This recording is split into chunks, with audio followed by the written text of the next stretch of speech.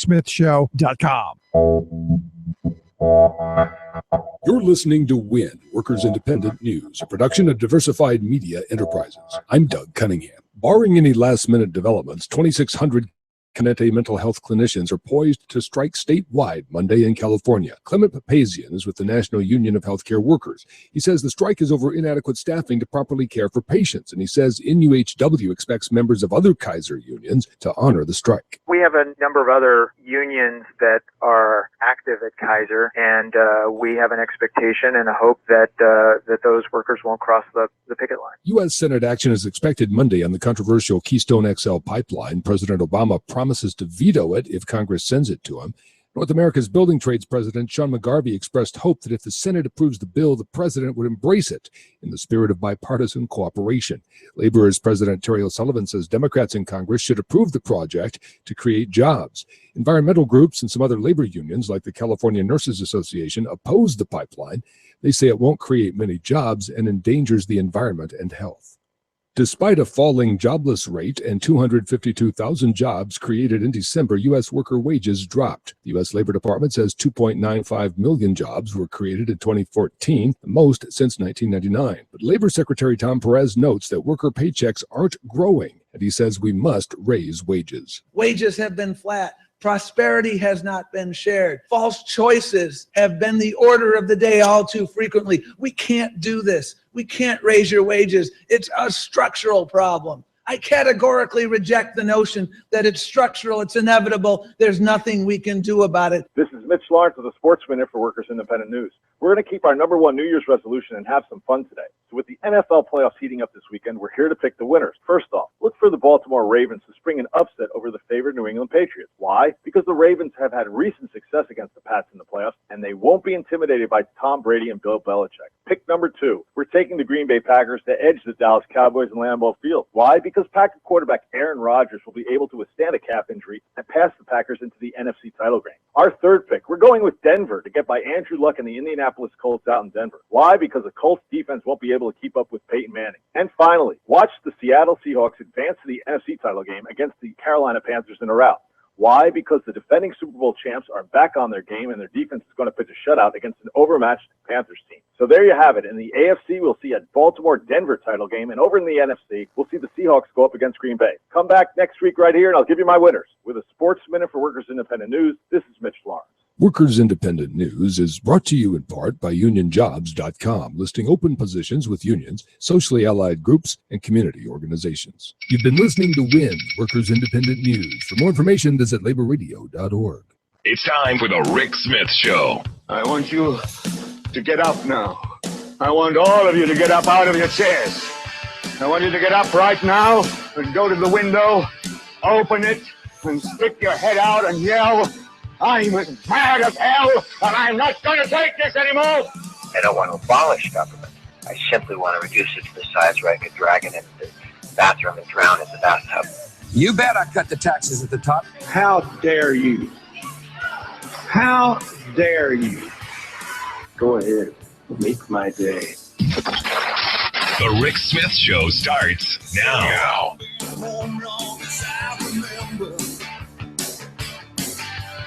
This town gonna be here long after I'm gone. East side, west side, people don't surrender. They've been down, but they're still right on. Oh, and this town is my town. Alright, love or hate, it don't matter. I'm gonna stand and fight. This time is my time. She got her ups and downs, but love or hate, it don't matter. 'Cause this is my town. And welcome, brothers, sisters, working class heroes. This is the Rick Smith Show. Thanks for being here today on the big program. Lots of things to get to, lots to talk about. The no rights at work agenda by the right wing found its way to Kentucky. Kentucky, the latest battleground. And again, all of the little weird things that we're going to see popping up across the country as 3 counties in Kentucky have pushed their poison. What's interesting is one of the counties that we want to make sure workers have the right to work has a really high unemployment rate and no unions. Yeah, that's really bringing the work in there. County, what is it, Franklin County, Kentucky? Nice job. Way to go. But understand, the assault on working people, very real. And the right wing playing for keeps in Kentucky, the latest battleground to push their poison. We'll talk about that. Also, the destruction of public education. More on what's going on down in the York City School District and what the incoming governor, what Governor-elect Wolf can do to help make lives better for students, parents, also taxpayers. But not just Governor Wolf. And this is where I think everyone is doing the same thing they did back in 2008. And I'm hoping to nip that right in the bud right away. Understand, the Republicans, they want none of it. They want privatization. They want profitization. They want their agenda. And they've been quite clear. Our stuff first. And again, this is their mentality. Very me first, my sandbox, my ball, very much hooray for me and screw everybody else. That's the mentality I do believe we're going to see. So what it takes is it's going to take mobilization. It's going to take all of us to stay involved. It was one thing getting Governor Wolf elected. Great. The other guy is gone. Bad is gone. Now we need to make good. Well, we need to make good better. And that's what we do by pushing the Republicans who want to keep their seats. And we'll talk about one of them today. Very interesting little story in the 102nd. But this is why we need to stay involved, active, engaged, and pushing these politicians who want to keep their cushy gigs. This is why we push them to do what we want. So we'll talk about that. Just lots of things to get to.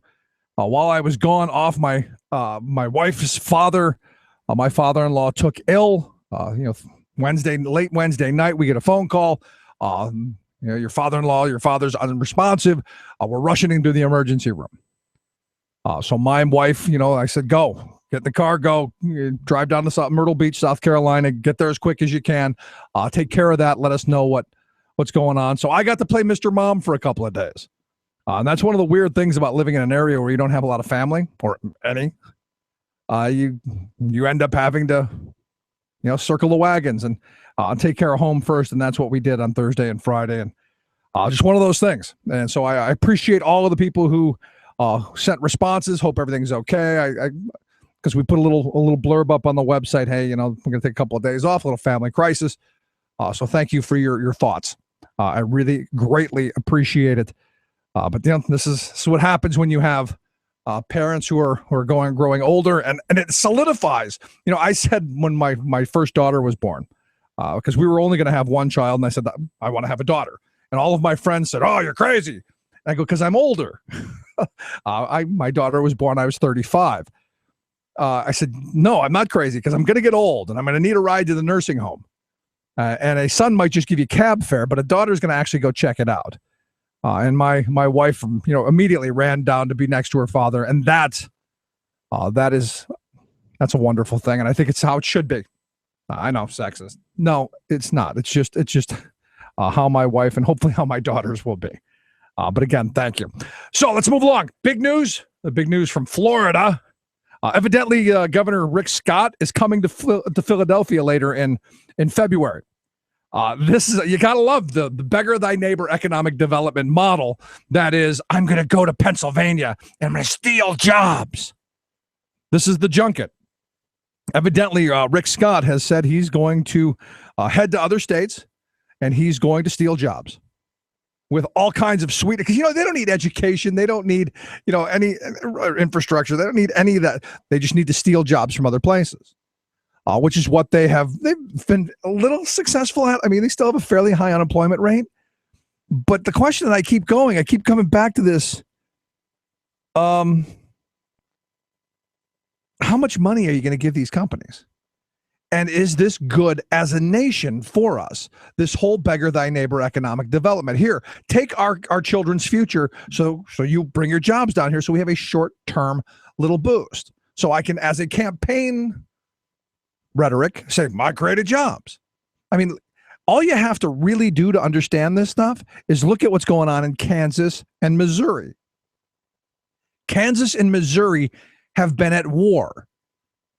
They have been in economic war, battling each other with the future of their citizens by giving out huge amounts of tax breaks to companies that are just bouncing back and forth across the border in Kansas City. Going from Kansas City, Kansas to Kansas City, Missouri, and back and forth because each state is giving them, giving. Anyone who's ever had a 2-year-old knows that the 2-year-old figures out very quickly. If I do something, I get a reward for it. If I don't do something, I don't get a reward for it. They figure out very quickly that if I say, okay, I'll agree, I get my treat. This is what we've done to corporations. We've done this through our politicians. We've given them these corporations, huge sweeteners, huge incentives, huge tax breaks, huge, just cash. Here, take tons of money. And please, bring your companies here. But, they never bring any jobs. I go back and I think about, when I grew up in Cleveland, when George Voinovich was mayor of Cleveland, he brought in a huge amount of Fortune 500 companies. In fact, at one point during his tenure, Cleveland was like 4th or 5th in the country with the number of Fortune 500 companies within its borders. Problem is, it didn't bring in any real new employment because those companies brought their employees with them. So you increased your population, maybe a little bit of income, a little bit of economic activity around it, but not what you were hoping for. Because in the process of luring them there, they gave them like 25, 30 years of tax abatements. So they spent no money on education, no money on infrastructure in the city, and the city's crumbling. The education system's crumbling. And why is that? Because we gave the baby and the bathwater away in the hopes that, please come. And this is what we've continued to do for 30, 40 years now. Understand, businesses go where there's business. 2, where they have a good location, access to markets. 3, where there's a good education system. 4, where there's infrastructure. And, they have now turned into, where am I going to get the most money? And I go back to where I live now, the Carlisle Tire and Wheel. That was in the Carlisle community for 93 years. Employed people in that community for 93 years. They dug up stakes, hightailed it out of town to Jackson, Tennessee for, I think it was like $44 million. Whole bunch of stuff, free land, free this, free that. Here, we'll just come take. And since the state of Pennsylvania said, well, we'll only give you 15, that wasn't enough. And you have these little marauder corporations who, that's how they've made their living. Off the back of the taxpayer dime. And the reason I think that's funny is because you have Republicans say, well, government doesn't create jobs. No, but they sure as hell destroy them. Because what happened when that company moved to Jackson, Tennessee? The wages went down. So you had a net nothing gain, but what you had were lower wages. So as a nation, we lost. And we continue to lose in these schemes that just jump companies around, or as I say, rearrange the deck chairs on the Titanic. At some point, you have to realize when you're the shill, when you're the one who's getting screwed, you have to realize that we're the ones getting the shaft in this. And these corporations, the CEOs and their investors, they're fat and happy. So I'm hoping that when Rick Scott comes to Philadelphia from Florida, that there'll be a what do you say, a welcoming committee. Maybe kind of like the one that Joe, the unlicensed plumber, got when he came to pitch his poison on voter ID. Just a thought. Let's take a quick break. When we come back, and talk about the right wing's no rights at work agenda and how we fight back. Quick break. Right back after this. Stick around. You're listening to the Rick Smith Show.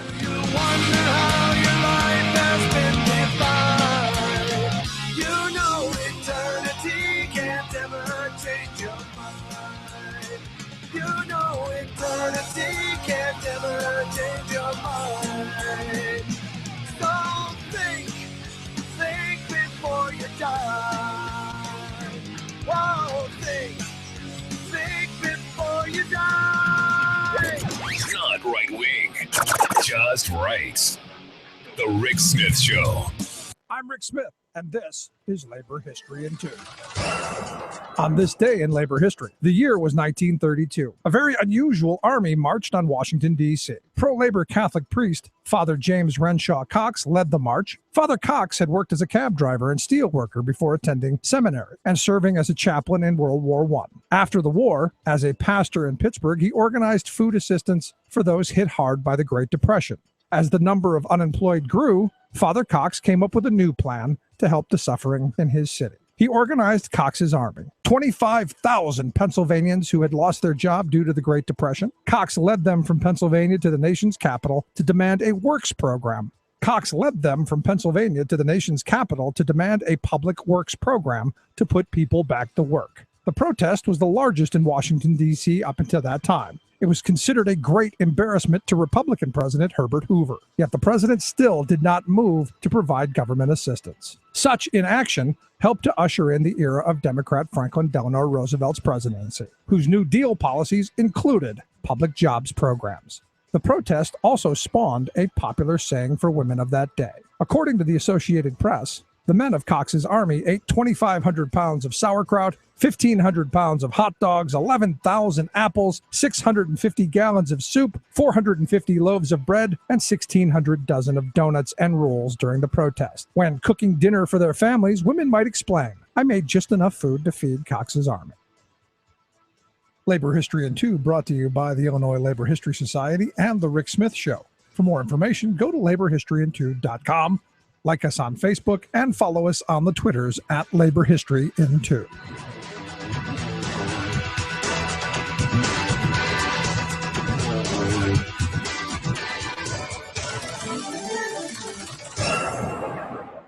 This is the Media Matters Minute. I'm John Kerr. In the wake of deadly terrorist attacks on a satirical newspaper in Paris, Rush Limbaugh falsely claimed that no anti-Muslim backlash followed the attack. The same anti-Muslim backlash we've been hearing about for years.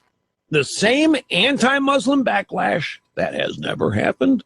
There has never been one. There wasn't one after 9/11 in this country. There wasn't one after Benghazi. There has never been an anti-Muslim backlash after any act of Muslim terror. But Limbaugh's statement is wrong on every level. In addition to the vicious rhetorical backlash against the Muslim faith from conservative media figures, Agence France-Presse reported that at least 3 mosques in France have been attacked since the event. And for the anti-Muslim backlash never happening, the public backlash against the Muslim community and communities perceived to be Muslim after the attacks on the World Trade Center in New York City has been well documented. For more on this and other stories, visit MediaMatters.org.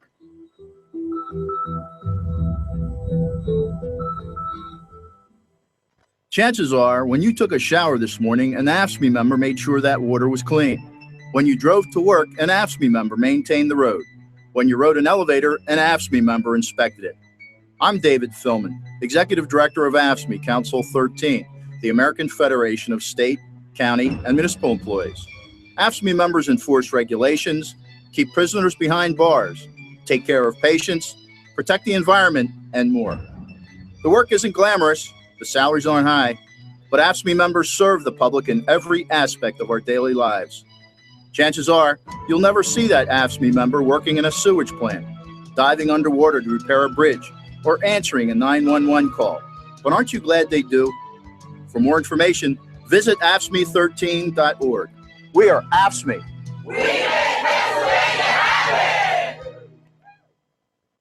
Volkswagen just invested in Tennessee in a right-to-work state at a low cost with less health care. Why should we prop others up when other companies can compete in this marketplace? Time to let these people learn the lesson the hard way. Suddenly I see, this is what I want to be. Suddenly I see, why the hell am I so much? So the question I have, if they're going to be that bold and that blatant about the fact that the former their congressman there, Zach Wamp, saying, Volkswagen came into Tennessee, lower wages, less health care. Well, they can compete in the marketplace. Well, look, if I were able to cheat the system, if I were able to pay my employees considerably less than that, do you think I could compete? And that's the same argument you hear against prevailing wage or anything that helps working people. These right-wing shills, man, I mean, no It's frustrating. And I want to thank Brian, sent me an email during the break. Instead of, I said Franklin County, Kentucky. I was wrong. It's Fulton County, Kentucky. So Brian, I appreciate the correction and keeping me on my toes. But here again, what's funny about it is there are actually no unions within the county that they have now passed the no rights at work agenda and to make sure that people don't have to join unions. It's nuts, just nuts. Anyway, here to talk a little bit about what's going on with this and some other things. I've asked Paul Segunda. He is a professor of law and also does some great blogging work at his website. We've got a link at thericksmithshow.com. Just click on Paul's name. Paul, thanks for taking time for us. Thanks for having me again, Rick. So, I look at this Fulton County, Kentucky thing, and it just blows my mind that no unions within the borders. They don't have any companies that are organized. They don't have any workers, and they have a fairly high unemployment rate. So I don't understand the messaging in that. I think the message is basically one of, we don't want unions even to come close to our neck of the woods. It can't be about current organization or active unionized workers. It's about sending a message politically to the rest of the state of Kentucky, but maybe to the larger country, that they're anti-union.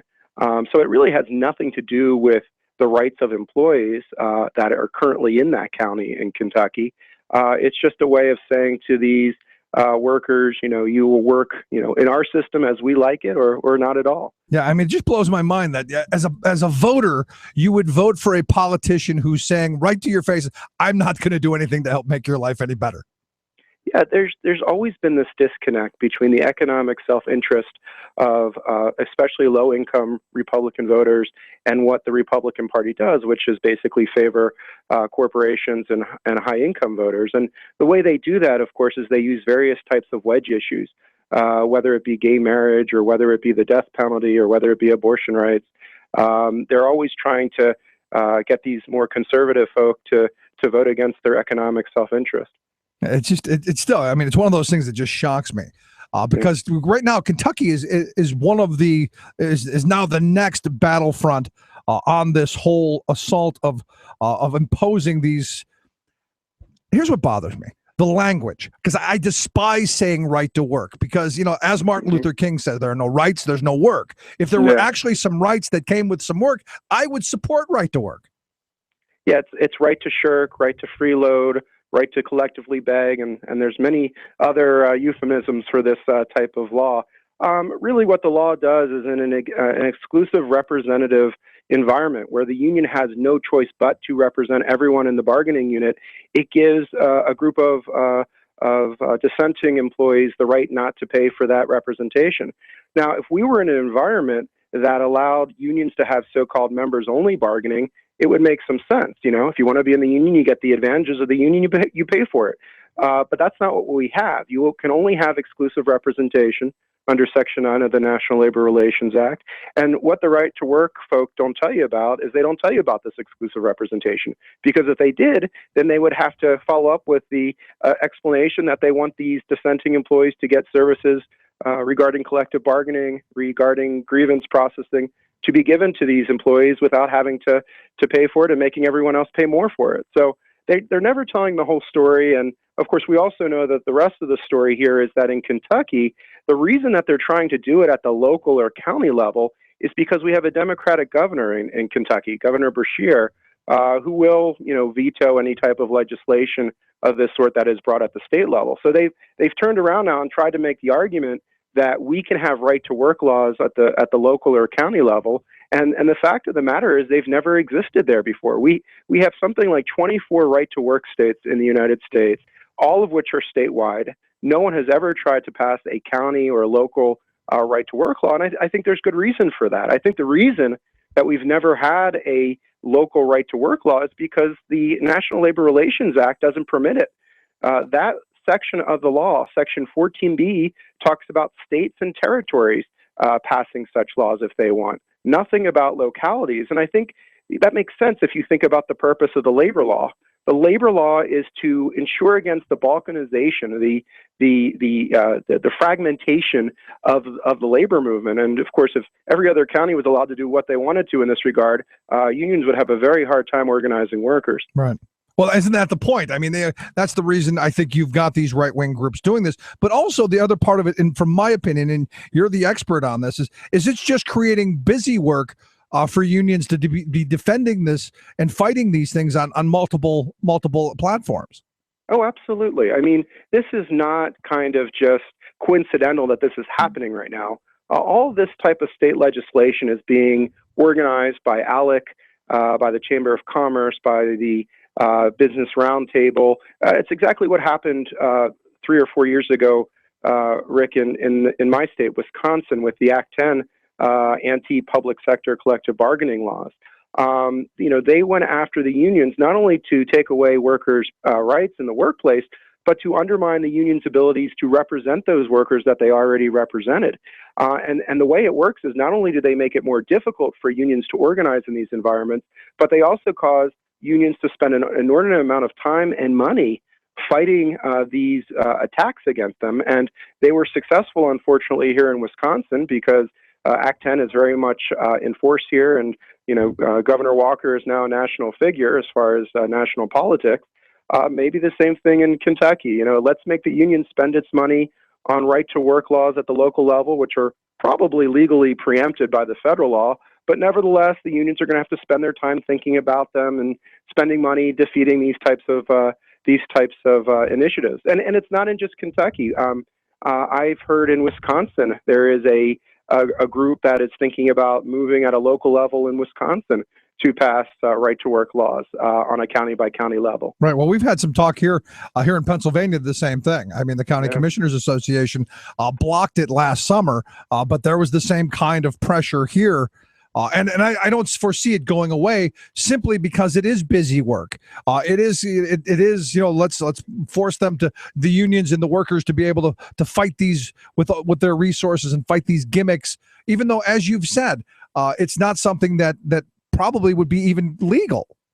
Yeah, I can't speak for what the background is in Kentucky and Pennsylvania, but I can tell you in Wisconsin, not only is there a state representative who is pushing right-to-work legislation here in Wisconsin, but there is an offshoot of an organization called Americans for Prosperity. If that sounds familiar, it should. It's the Koch brothers Political Action Committee, and they've set up a separate organization here in Wisconsin just to push right-to-work legislation.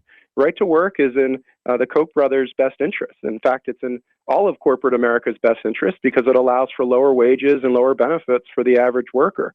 So this is an orchestrated campaign. There's nothing coincidental going on here. This is exactly what the Republican Party and corporate America want to try to do to unions at this point in time. It's one of those things that's frustrating. But what gets me is, even the states that have done this, and I look at Indiana as being the state that most recently went to right to work. The claim was that it's going to create more jobs. They'll be able to steal jobs from Illinois, from Wisconsin, from Ohio. They'll be able to, and it'd be just this boom of employment. That is false on so many levels, but yet we still seem to believe that employers are out there only looking, they look for right to work because we want to be able to crush those unions. And I got to be honest, most of the people I talk to who are location specialists, that's not what they're looking for. Yeah, they're generally looking for tax subsidies from the local state government, which they're getting in abundance right now. Yep. Union membership is really not that big of an issue. One, because private sector union membership in this country is now down to 6.8% of the private sector non-agricultural workforce. So it's really not something that comes up. And if you actually look at what has happened in Indiana and Michigan, the other recent right-to-work state, there really hasn't been any statistics to suggest that all of a sudden all these new employers are moving into Indiana or Michigan. They're taking the same tack here in Wisconsin, saying if we just pass right-to-work law, our abysmal job growth under Government Walker will become better because we'll get more jobs from Illinois and Minnesota. But the truth of the matter is Illinois and Minnesota, which are not right-to-work states, employees there tend to get higher salaries, higher benefits. Those companies are successful in those states, even though they're paying their workers more. And the reason is because workers who are treated with dignity and respect are more productive, have higher morale, and make more profits for their company. I guess what I would say, Rick, is that these companies are being very short-sighted. They don't understand that by denigrating their workers, they're hurting their company, they're hurting their shareholders. They're not putting together a model of successful corporate types of activity. Well, what do you say to the person who, we played the clip from Zach Wamp there at the beginning. The auto companies are going to Tennessee, Alabama. These foreign auto companies are going in there. What do you say to the person who says, well, those are right to work states and those companies chose those states because of that law? Yeah, I mean, I don't think that's true. I mean, if you listen to the people from Volkswagen from Germany, they're very used to a very different type of arrangement in Germany. They have so-called work councils there. Under work councils in Germany, every single significant decision made in the corporate context gets passed on not only by the employer, but by government actors and by workers who are representative of the workplace. So that's what Volkswagen would like to see happen in Tennessee. In fact, they entered into a neutrality agreement with the UAW last year, saying that they would not work to defeat the unionization campaign. They would allow employees to make their own decision whether they would want to be represented by the union or not. And of course, because of very public and hostile comments made by the governor there in Tennessee and one of the senators, ended up that I think a lot of the workers were intimidated and the vote was lost.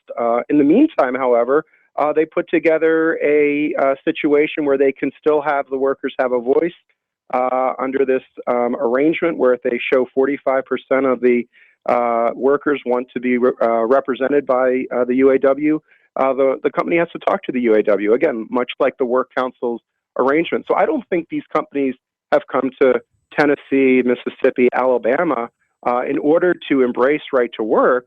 I think they've come to those locations because those are locations where they believe that they could get a workforce who was able and willing to help them build good cars and be profitable. But you got to remember, these companies from Germany and Japan and other parts of the world are used to a unionized environment and are successful and profitable in such environment. Yeah, and I would also argue that in the case of Volkswagen there in Tennessee, the $1 billion helped.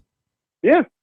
Right. I would think the $1 billion that the state of Tennessee in tax subsidies and land grants and educational and workforce development money, I think that helped. Yeah, and they did the same thing in Mississippi when Nissan moved into Canton, Mississippi about a decade ago. All sorts of subsidies and educational grants, you name it. And what's remarkable is I've heard Tennessee state politicians say, we're going to take away your subsidy if you start talking to the United Auto Workers. In other words, we're going to cut our nose off in spite of our face just to show how anti-union we are. Which goes to show that a lot of this is just about political symbolism, has nothing to do about the better welfare of workers and whether workers will be better off in these types of work environments. It has everything to do with showing that we can be more anti-union than the next person.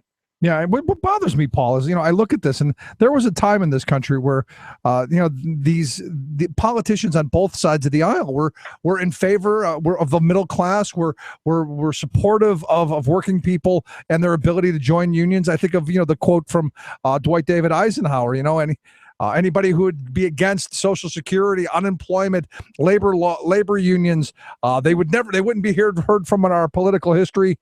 And their numbers are negligible and they're stupid. Yeah, I mean, Eisenhower's a Republican, but Reagan, the kind of the villain of most union households, no friend of unions during his presidency, was to say something similar with regard to his presidency of the Screen Actors Guild, the union for the entertainers out there in California and New York. So I think most people recognize that there is a parallel line that we can draw between good middle-class jobs and the presence of unions. The reason why today in the United States we have a larger amount of income inequality than any time since the Great Depression of the 1920s is because of the lack of unions. There is more income inequality because there's no one in the workplace who is independent and willing to fight for the interests of the worker. And because of that, employers and their allies are running roughshod over, the average Joe and Mary out there. Now, are you sure it's just we're not lazy? Well, you would think, right? When you hear these people speak, it's not just about work. Of course, they say the same thing about welfare. I heard a new congressman here in Wisconsin, Glenn Grothman, crawl out of his hole and say something to the effect of welfare recipients make too much money because they make $35,000 a year on welfare. Now, first of all, there's no way that they make $35,000 a year on welfare, and I'm not sure where he came up with that figure. Probably by adding every single welfare program together, even though some of them are duplicative. But second of all, even if they made, let's say, $15,000 or $20,000 a year through public assistance, does anyone truly believe that you can live a decent life on that type of money, given the cost of healthcare, given the cost of everything else, basic necessities like rent and groceries, and clothing your children? It's just astounding that the Republican Party tends to blame the victims for being poor, being low income, et cetera, et cetera. The list goes on and on. Yeah, well, you can't blame the real people who are causing the economic problems. The people who are sitting at the top sucking everything in for themselves. Yeah, 1% of our country is now responsible for 41% of the country's wealth. That is the largest percentage that the top 1% have had since 1929. See, you're just jealous. About historical times. You're just jealous. I'll tell you something, Rick. I do just fine being a law professor. I don't want to pretend here that I'm, some poor guy or anything like that. But one of the things I believe that, those of us who are lucky enough to make a good living should do is give back to our community. And I'm not just talking about with regard to charities and giving money in that way. I'm talking about putting our best efforts, our diligence into society and the communities, whether it's through our local church or synagogue, whether it's through environmental groups, whether it's through other types of organizations which work to make our lives better. That's part of the give that you get. When you are successful, you have a real an obligation is the word I'm looking for. You have an obligation to make the people around you better and provide the wherewithal for them to do so. As I always say, in the society, go back to the hunters and gatherers. Those with the bigger shoulders carried more water. We didn't ask the scrawny guy to carry all the buckets of water, but that's what we seem to be doing in this society, and it's disheartening. Let me ask you a last question though, because this is something that's going to continue. Here in Pennsylvania, they're pushing this paycheck deception, which is just a mini no rights at work law. But this is going to continue. And I think most people think that I should have the right to work, which is, it seems logical just in the language. But I can't find anything in what the right wing is spewing that would help the working class and the middle class of this country. Well, it's classic kind of Orwellian language, right to work. It's exactly the opposite of what it seems to be saying. In fact, people who live in right to work states have a harder time finding work. And when they do find work, they tend to be underemployed. They make lower wages. They have fewer benefits. And it's not surprising because without the ability for a union to come in there and provide an independent voice for workers, the corporate giant or even in smaller corporations, they're able to get their way and do whatever they want to do. And, corporations are set up to make profits for their shareholders. And unless there's someone who has economic leverage on the other side to speak for the workers, you can't expect these corporations to act in an altruistic or philanthropic way towards their workers. That's not what they're set up to do. Right. We have to provide that voice through the union movement and through other, non-traditional types of organization like we see with Jobs for Justice or the Fast Food 15 movement. Those are the types of things that we need to do as a labor movement in order to make workers stronger in the workplace. I'm right there with you. Paul Segunda, I appreciate you taking time for us. Always great to talk with you. Always enlightening and informative. Look forward to talking to you again. Can't wait. Thanks, Rick. Thanks so much, Paul Segunda. Let's take a quick break. Check out his website at thericksmithshow.com. We've got a link right there. Quick break, right back after this. Stick around. It's ringing clear. Now who'd have thought that after all, something as simple as rock and roll would save us all?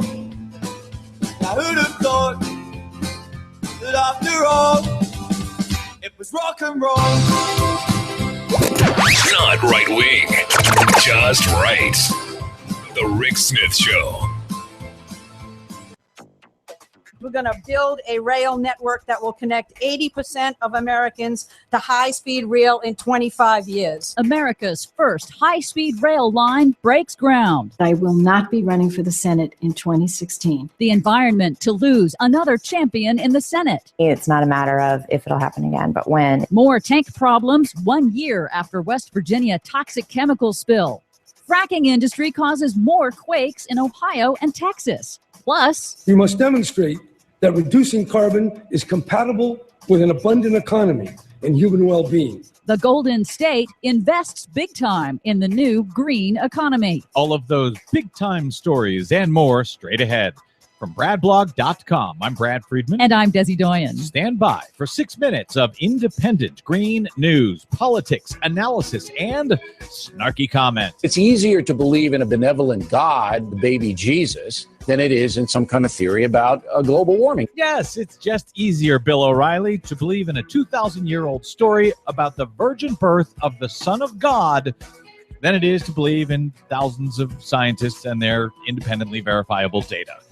Welcome to the No Spin Zone. This is your Green News Report.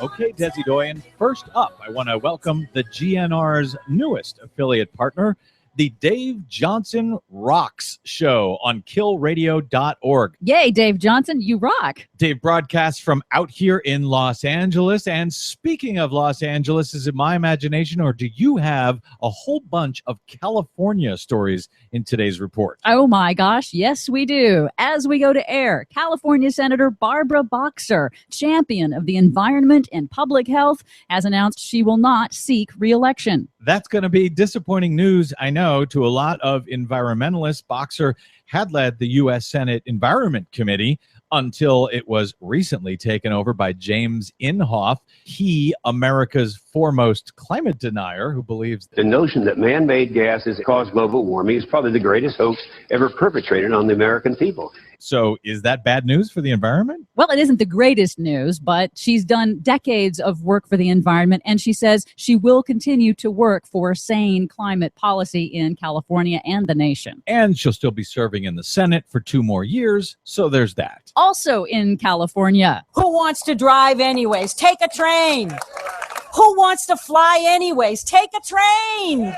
California began construction on America's first true high-speed rail line. At the official groundbreaking ceremony in Fresno on Tuesday, Environmental Protection Agency Administrator Gina McCarthy said the new rail line between LA and San Francisco will slash air pollution costs and emissions, and it's only the beginning. We're going to build a rail network that will connect 80% of Americans to high-speed rail in 25 years. That's the goal. And that's a big goal. Is that new? 80% of America connected in 25 years by high-speed rail? It's the first time I've heard a federal official state it that clearly and that bluntly. Wow, good news indeed. Meanwhile, in fossil fuels, yet another study confirms that 77 earthquakes in Ohio were caused by the fracking industry, using deep underground injection wells to permanently store toxic fracking wastewater, and that causes dormant earthquake faults to slip. In Texas, officials are examining now whether fracking is the cause of 11 earthquakes that hit the North Texas city of Irving over a 24-hour period this week. Of course it is. What else could it be? Yeah, it's going to be fracking. I wonder if fracking caused volcanoes. They would ignore that too. It's just amazing to me.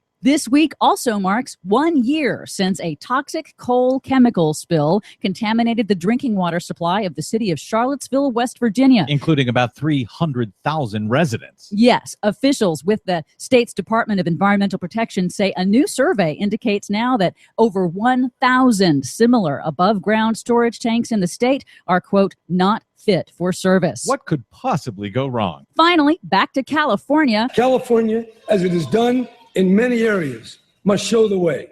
We must demonstrate that reducing carbon is compatible with an abundant economy and human well-being. California Governor Jerry Brown, at the inauguration for his fourth and final term on Monday, unveiled an ambitious roadmap for California's clean energy future. He set out a goal for California to get 50% of its electricity from renewable energy sources by 2030, cut gasoline consumption by 50%, and double energy efficiency in buildings. And he wants to do that all in 15 years. This is exciting. It's bold. It's absolutely necessary if we were to have any chance of stopping potentially catastrophic changes to our climate system. Way to go, California. I'm proud to live here. For much more on that story and all the other ones we couldn't get to today, please check out our website at greennews.bradblog.com. If you have any spare change left over after the holidays, we could use your help. Really, stop by and make a donation at greennews.bradblog.com. Thanks in advance. I'm Brad Friedman. And I'm Desi Doyen. And this has been your Green News Report. It's a brand new kind of thinking in your mind, and you can't go wrong because you're grooving all day long. California soul. California soul. Keeping the chambers of commerce within their gated communities. The Rick Smith Show. It was an inside job by the well-connected. Your little protest, so merrily rejected. It was an inside job, like it always is. Chalk it up to business as usual. Welcome back to the Rick Smith Show. Check out the website, thericksmithshow.com. Questions, comments, something on your mind, you can email me, Rick, at thericksmithshow.com. Carol just sent me an email with, evidently, the Washington Post. They have this Mensa Invitational, and they have invited readers to take any word from the dictionary and alter it. Add, subtract, whatever, change one of the letters, and then supply a new definition. And some of them are just hysterical. And I'm going to have to post them over at the Facebook page. They'll give you something to take a look at. The one that made me laugh, you can't say on the air. So, but I will throw it out there. It was ignoramus. So you can figure that one out for yourself. Anyway, job numbers on Friday. I was happy to see the job numbers that came out. 252,000 jobs in December were added. The unemployment rate fell to 5.6%. You also saw the revision of the October and November job numbers. They revised October's up by about 18,000 and November's up by 32,000. So you had over the you've had average, throughout the average number of job growth for the entire 2014 was about almost 250,000 jobs a month. Added 2.95 million jobs over the year. And what I find interesting, because of course, on Friday, 252,000 new jobs. In December, they claim they had expected 240,000. You got some construction jobs, 48,000. Your service sector, your drinking, your food, your service stuff, about 44,000. Healthcare, 34,000. Manufacturing, 17,000. Would like to have seen that higher, but that's something we're going to have to work on. But what you get is these Republicans who keep saying, "Well, the economy's horrible," after doing everything they could possibly do to make it so. And as I was watching the whole vote over the Keystone XL pipeline, of which I am not a supporter, I don't buy the argument that it's going to create jobs for the long term, because nobody can predict that. And for people who say, well, it's jobs, I go, yeah, but we got a lot of things that need to be built. Why is this that important? I get the jobs. And what's interesting to me, and Paul Krugman, the New York Times columnist, wrote in his piece that, what the Republicans pushing for the Keystone XL shows that they really don't believe in their own doctrine. He writes, you can't consistently claim the pipeline spending creates jobs while government spending doesn't. Because it's activity. Now, remember, Republicans railed against the stimulus. They railed against any type of inflection of economic activity. except for military, which I love Barney Frank's weaponized Keynesianism to make sure that we keep the weapons plants open, which I'm not opposed to. I know a lot of people on the left say we should be paring down. I'm not necessarily opposed to building stuff, even if it is in the defense industry. I think you need to have a strong defense, but you don't do that at the expense of everything else. That's kind of my problem with it. But you look at the last several years of the Republican rhetoric, and it's just amazing to me that these are the people who say we're going to create jobs. We're the jobs people, when everything that they've done, and they're going to continue to do, trust me, nothing in the next 2 years. I see nothing big happening. I see a lot more gridlock. I see a lot more finger pointing. I see a lot more temper tantrums. I see a lot more of the same that we've had for the last 6 years. And that's distressing. And it should distress every one of us that it's going to continue. And we continue to fall to the back of the line. Why? Because the moneyed interests want it that way. And gridlock and chaos and degradation of our institutions benefits the right wing, and they know that. It's like if I always put things between, I love the model of the maker and the taker that the right wing use. I like to use it a little differently. The builder and the destroyer. You've got the Republicans who have been the destroyer. Everything they touch, they break. Touch Social Security, they screw it up. Touch Medicaid, they screw it up. Touch Medicare, they screw it up. Touch welfare, they screw it up. All of the conservative ideology of the last 30 years has really harmed the working class and the middle class of this country irreparably, I think. I don't know in my lifetime we ever get back to having the type of prosperous middle class that we once had. And that's distressing to me. Because it was interesting, Paul Segunda said, the right wing says, well, those people are making $35,000 a year. And they choose that number because they understand the vast majority of working people in this country don't make $35,000 a year. So what that's meant to do, it's meant to be the message that goes, well, they make $35,000 a year and they just sit on their behind and they're lazy while you're out there working hard, busting your behind, and you don't make that. So naturally, they understand human logic, which is they shouldn't get it. Instead of going, well, why am I busting my behind for $35,000 a year? I should be making more. I don't know why we don't have that connection.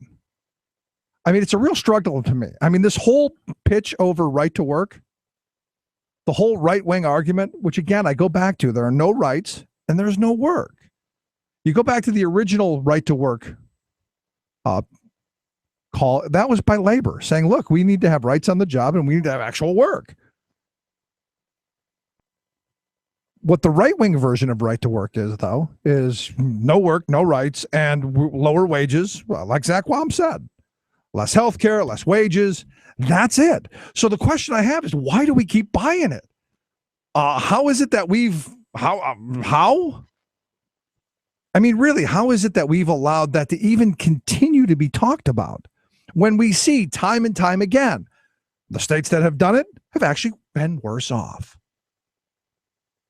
There are people here in Pennsylvania, understand, that are pushing for this. Now, this paycheck deception thing is one step closer to right to work, or the no rights at work agenda, as I call it. Because they know most people don't understand.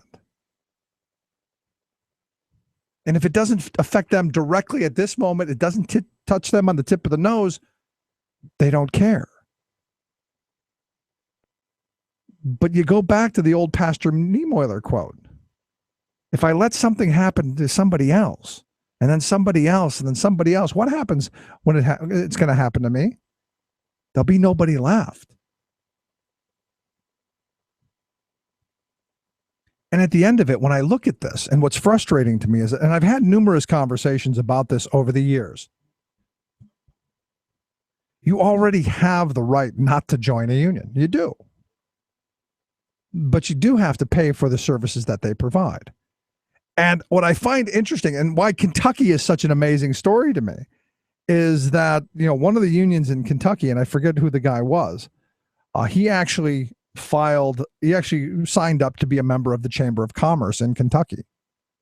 And they rejected him because he said he didn't want to pay the membership fee, but he wanted all of the benefits. He wanted to get the discount cards, and he wanted to get to go to all the parties, and he wanted to do all the things that the dues-paying members of the Chamber of Commerce that they get. He says, well, I want all those things, but I just don't want to pay for it. And they told him, obviously, no. And I'm always amazed that that connection isn't made the other way around. And the reason it's not is because they don't want you making that connection. Look, if you don't want to pay full dues, you don't want to be a member, that's your call. But you do have to pay for the services that you get in enforcing and negotiating that contract.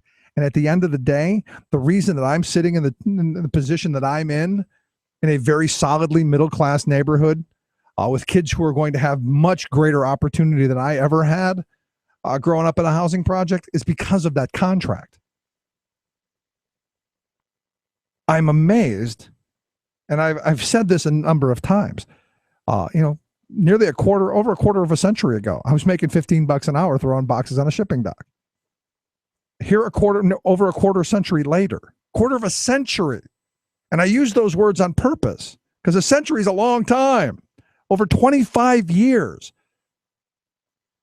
the wages have actually gone down, not adjusted for inflation, not any economic gimmickry, not any, labor economists kind of shenanigans, actual dollar in your pocket, dollar for dollar, gone down. Yet the price of gas is higher than it was 25 years ago. Rent is higher than it was 25 years ago. Everything is higher than it was 25 years ago, except for computers, which they didn't have. And the sad reality is when we start looking at the the consumer price index, they throw technology into there. So if technology is coming down, the price is actually, they say inflation isn't going up. So wages don't have to go up, which is idiotic to me. So I look at this and I keep asking the question, what's it going to take? What's it going to take for us to realize that we've tried the experiment of Reaganomics and we've been trying it consistently for more than 30 years? When are we going to realize that extreme tax cuts, deregulation, open border trade, when are we going to learn that these things are destructive to our nation, to our middle class, to our economy, to our status in the world? When are we going to figure that out? Or will we ever? Because look, we're still talking about passing the mother of all free trade agreements, this Trans-Pacific Partnership. And again, can't believe that a Democrat's out in front of it again. So what's it going to take? What does it take? I mean, I go back to the beginnings of the Tea Party. And I saw a real opportunity there to educate people at one point. To say, look, it's these big corporations, it's these multinationals, it's these billionaires who are funding these shill groups. When do we wake up and realize that that's the problem? And I don't know that we ever do. I'm growing more and more distressed as the days go by. As I see more and more of these front groups popping up, as I see the Koch brother front groups coming in here into Pennsylvania, and the money that is just pouring into this state. And I told you 4 years ago, it's going to happen. You're going to see all of those euphemistically named groups that you saw in Wisconsin, that you saw in Ohio, that you saw in Michigan. You're going to see them now really full tilt boogie right here in Pennsylvania because they have put their sights on this state. And between now and 4 years, because they're here for the long haul, over the next 4 years, they're going to do everything they can possibly do to make this governor-elect Tom Wolf look horrible. Because they want a hooray for me society. They want privatized education. They want privatized police forces. They want privatized fire departments. They want profitized everything. So get used to reaching into your pocket. Get used to reaching early. Get used to reaching often, because that's conservative world. There are no commons. There is no we the people. There's only profit. That's their mantra. That's their belief structure. That's their religion. That's their faith. That's simple. Let's take a quick break. Right back. Stick around. Red roses too. I see them blue for me and you, and I say to myself, what a wonderful world. Yes, it is all about the children, even after they're born. Rick Smith. You're listening to The Rick Smith Show. For more information, go to thericksmithshow.com. If you've missed any portion of the program, you can download the podcast at thericksmithshow.com. You're listening to WIN, Workers Independent News, a production of Diversified Media Enterprises. I'm Doug Cunningham. Barring any last-minute developments, 2,600 Kaiser Permanente mental health clinicians are poised to strike statewide Monday in California. Clement Papazian is with the National Union of Healthcare Workers. He says the strike is over inadequate staffing to properly care for patients, and he says NUHW expects members of other Kaiser unions to honor the strike. We have a number of other unions that are active at Kaiser, and we have an expectation and a hope that that those workers won't cross the picket line. U.S. Senate action is expected Monday on the controversial Keystone XL pipeline. President Obama promises to veto it if Congress sends it to him. North America's Building Trades President Sean McGarvey expressed hope that if the Senate approves the bill, the president would embrace it in the spirit of bipartisan cooperation. Labor's President Terry O'Sullivan says Democrats in Congress should approve the project to create jobs. Environmental groups and some other labor unions, like the California Nurses Association, oppose the pipeline. They say it won't create many jobs and endangers the environment and health. Despite a falling jobless rate and 252,000 jobs created in December, U.S. worker wages dropped. The U.S. Labor Department says 2.95 million jobs were created in 2014, the most since 1999. But Labor Secretary Tom Perez notes that worker paychecks aren't growing, and he says we must raise wages. Wages have been flat. Prosperity has not been shared. False choices have been the order of the day all too frequently. We can't do this. We can't raise your wages. It's a structural problem. I categorically reject the notion that it's structural, it's inevitable, there's nothing we can do about it. This is Mitch Lawrence of the Sports Minute for Workers Independent News. We're going to keep our #1 New Year's resolution and have some fun today. So with the NFL playoffs heating up this weekend, we're here to pick the winners. First off, look for the Baltimore Ravens to spring an upset over the favored New England Patriots. Why? Because the Ravens have had recent success against the Pats in the playoffs, and they won't be intimidated by Tom Brady and Bill Belichick. Pick #2, we're taking the Green Bay Packers to edge the Dallas Cowboys in Lambeau Field. Why? Because Packer quarterback Aaron Rodgers will be able to withstand a calf injury and pass the Packers into the NFC title game. Our third pick, we're going with Denver to get by Andrew Luck and the Indianapolis Colts out in Denver. Why? Because the Colts defense won't be able to keep up with Peyton Manning. And finally, watch the Seattle Seahawks advance to the NFC title game against the Carolina Panthers in a rout. Why? Because the defending Super Bowl champs are back on their game, and their defense is going to pitch a shutout against an overmatched Panthers team. So there you have it. In the AFC, we'll see a Baltimore-Denver title game, and over in the NFC, we'll see the Seahawks go up against Green Bay. Come back next week right here, and I'll give you my winners. With a Sports Minute for Workers Independent News, this is Mitch Lawrence. Workers Independent News is brought to you in part by UnionJobs.com, listing open positions with unions, socially allied groups, and community organizations. You've been listening to WIN, Workers Independent News. For more information, visit laborradio.org. In the end, Wall Street, with Obama, Duncan, Bloomberg, Walcott, and Goldstein as its agent, they want to turn public education into private, profitable businesses. They hope to impose a factory regime of managerial control over educators' working conditions and our students, our children's learning conditions. Shut it down before the right time. We've got to shut it down. This is the end of the line. This is the end of the line. Welcome back to the Rick Smith Show. Some huge news just broke.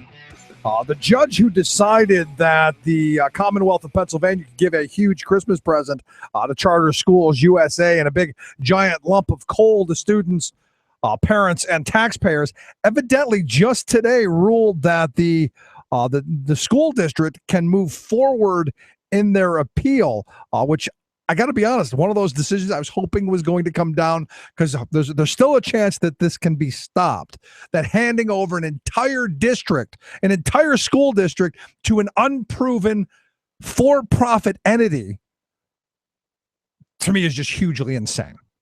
Anyway, here to talk a little bit about it is one of the teachers from the district. He's also a member of the Education Association there. I've asked Clovis Gallen to come back and talk with us. Clovis, thanks for taking time for us. Oh, you're welcome, Rick. Good afternoon, and thank you for having me back. This is good news. Very good news. It was a surprise to me. I just got a phone call, I guess it might have been about an hour ago, that the judge ruled to deny the petition to remove the district, put the decision out of stay, and also said that the district can move forward with the appeals process. So we're excited about that decision. Hopefully, our attorneys can do a good job of presenting the evidence to the Commonwealth Court as to why the decision to turn the district over to a receiver and appoint Neckley as a receiver was not a good decision for our school district. Yeah, I mean, I look at this, and at some point, to me, it's about undoing a lot of the damage that our legislature and the Republicans have done over the last several years in looking at education, and not just from the defunding of education, but also setting up these gimmicky laws that force a judge to make a decision, these quickie kind of decisions. I see that as a huge problem. Well, I do too. Act 141 in and of itself seems unconstitutional to me. The way the law was written, if you look at the law itself, it came about after our district, our superintendent at the time, took an advance on our subsidy for the following year, and that was one of the criteria of the law to put your district in financial recovery status. And it specifically targeted York because in the law itself, it says if your district has more than 7,500 students. Well, at that time, we had just over 7,500 students. So you can tell that these legislators were specifically targeting districts like York, like Harrisburg, like Buchanan, like Chester Upland. It wasn't done by accident that we were put in financial recovery status. So you're we saying don't have a financial problem at all, really. Well, I mean, I think all the school districts in the Commonwealth of Pennsylvania have a financial problem. It was 4 years of Tom Corbett. Yes, I agree with that. Because I got to say, you look at this stuff, and it seems to me that this was a created crisis, specifically, as you pointed out, to target a number of these districts and tailoring laws to go after places like the York City schools.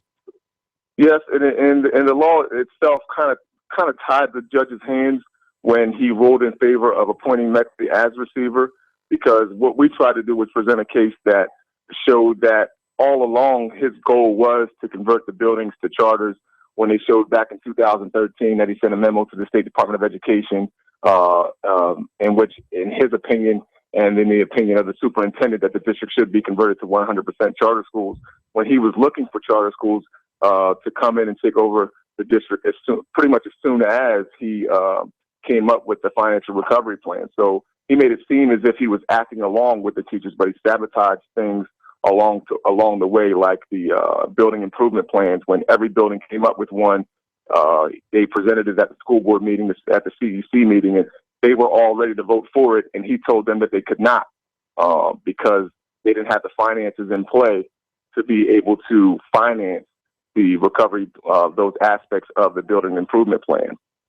You know what I find interesting is they set up and looking at some of the recovery plan, it looked like they set up a situation where there was just no way it was ever going to happen, that all the things on the wish list that Neckley had were ever going to come to fruition. And it just seems to me, as an outside observer, that privatizing and profitizing it from the beginning was the goal. And they started at that point and worked their way backwards on how to create this mucked up process and cause this crisis. Just my view. I'm curious your thought. Well, I definitely agree with you. Dave Neckley was a part of the York Counts group that conjured up a plan that met and came up with a plan in which he said that the York City School District would be best served if it was converted to a 100% charter model. So it was by no accident that when the district was in financial recovery status, they chose to appoint Dave Meckley to that position. And then he put in all these provisions into the recovery plan that he knew that, or benchmarks that he knew the district was not going to be able to meet. Right. And he sold it to the teachers and to the rest of the community by saying, listen, you know, you're in financial recovery status, and if you don't do what I'm telling you to do, that your buildings can be converted to charter schools. So of course the teachers are going to be in agreement with it to try to implement the plan as best they could, and they tried to help design the plan with benchmarks in it. But the reality was, with what we have, it was going to be very difficult for us to be able to meet any of the benchmarks that he had in that plan in the first place. And he knew that. Right. Has anybody asked him why he thought that converting the entire district to charter schools was a good idea, given the fact that Stanford University, the only real the only study that I actually trust that has looked at this issue says that most charter schools don't do any better. A large percentage of them do worse, and only a handful actually do better given the actual resources, which if you put resources into schools, obviously they may do better. But has anybody asked why he believes so wholeheartedly that the charter model is the way to go? I don't know if anyone's asked him that direct question, but I did ask him why he selected Charter Schools USA and where he got his information from on them. You know, he presented to the district at various board meetings parent satisfaction surveys that he had received. He also talked about how Charter Schools USA every year was able to meet their achievement goals for that year. Mind you, they have their own standardized test that they give their own kids. They don't take the other test that everyone else, the state test that everyone else takes. They give their students their own test, and they grade them on that on those criteria. But I did ask him, you know, hey, Mr. Meckley, where did you get your information from on Charter Schools USA? You know, you're telling me they have these raving reviews, and his response was Charter Schools USA. I said, really? And I said, well, guess what, Mr. Meckley? I'm the best basketball player in this room right now. And someone responded, well, where did you get your data? I said, me, of course. Charter Schools USA did it, so why can't I? Yeah, absolutely. So he's basing all of his decisions on, all of his reviews on Charter Schools USA on information that they've given him. I would never tell a lie about myself. Yeah, there you go.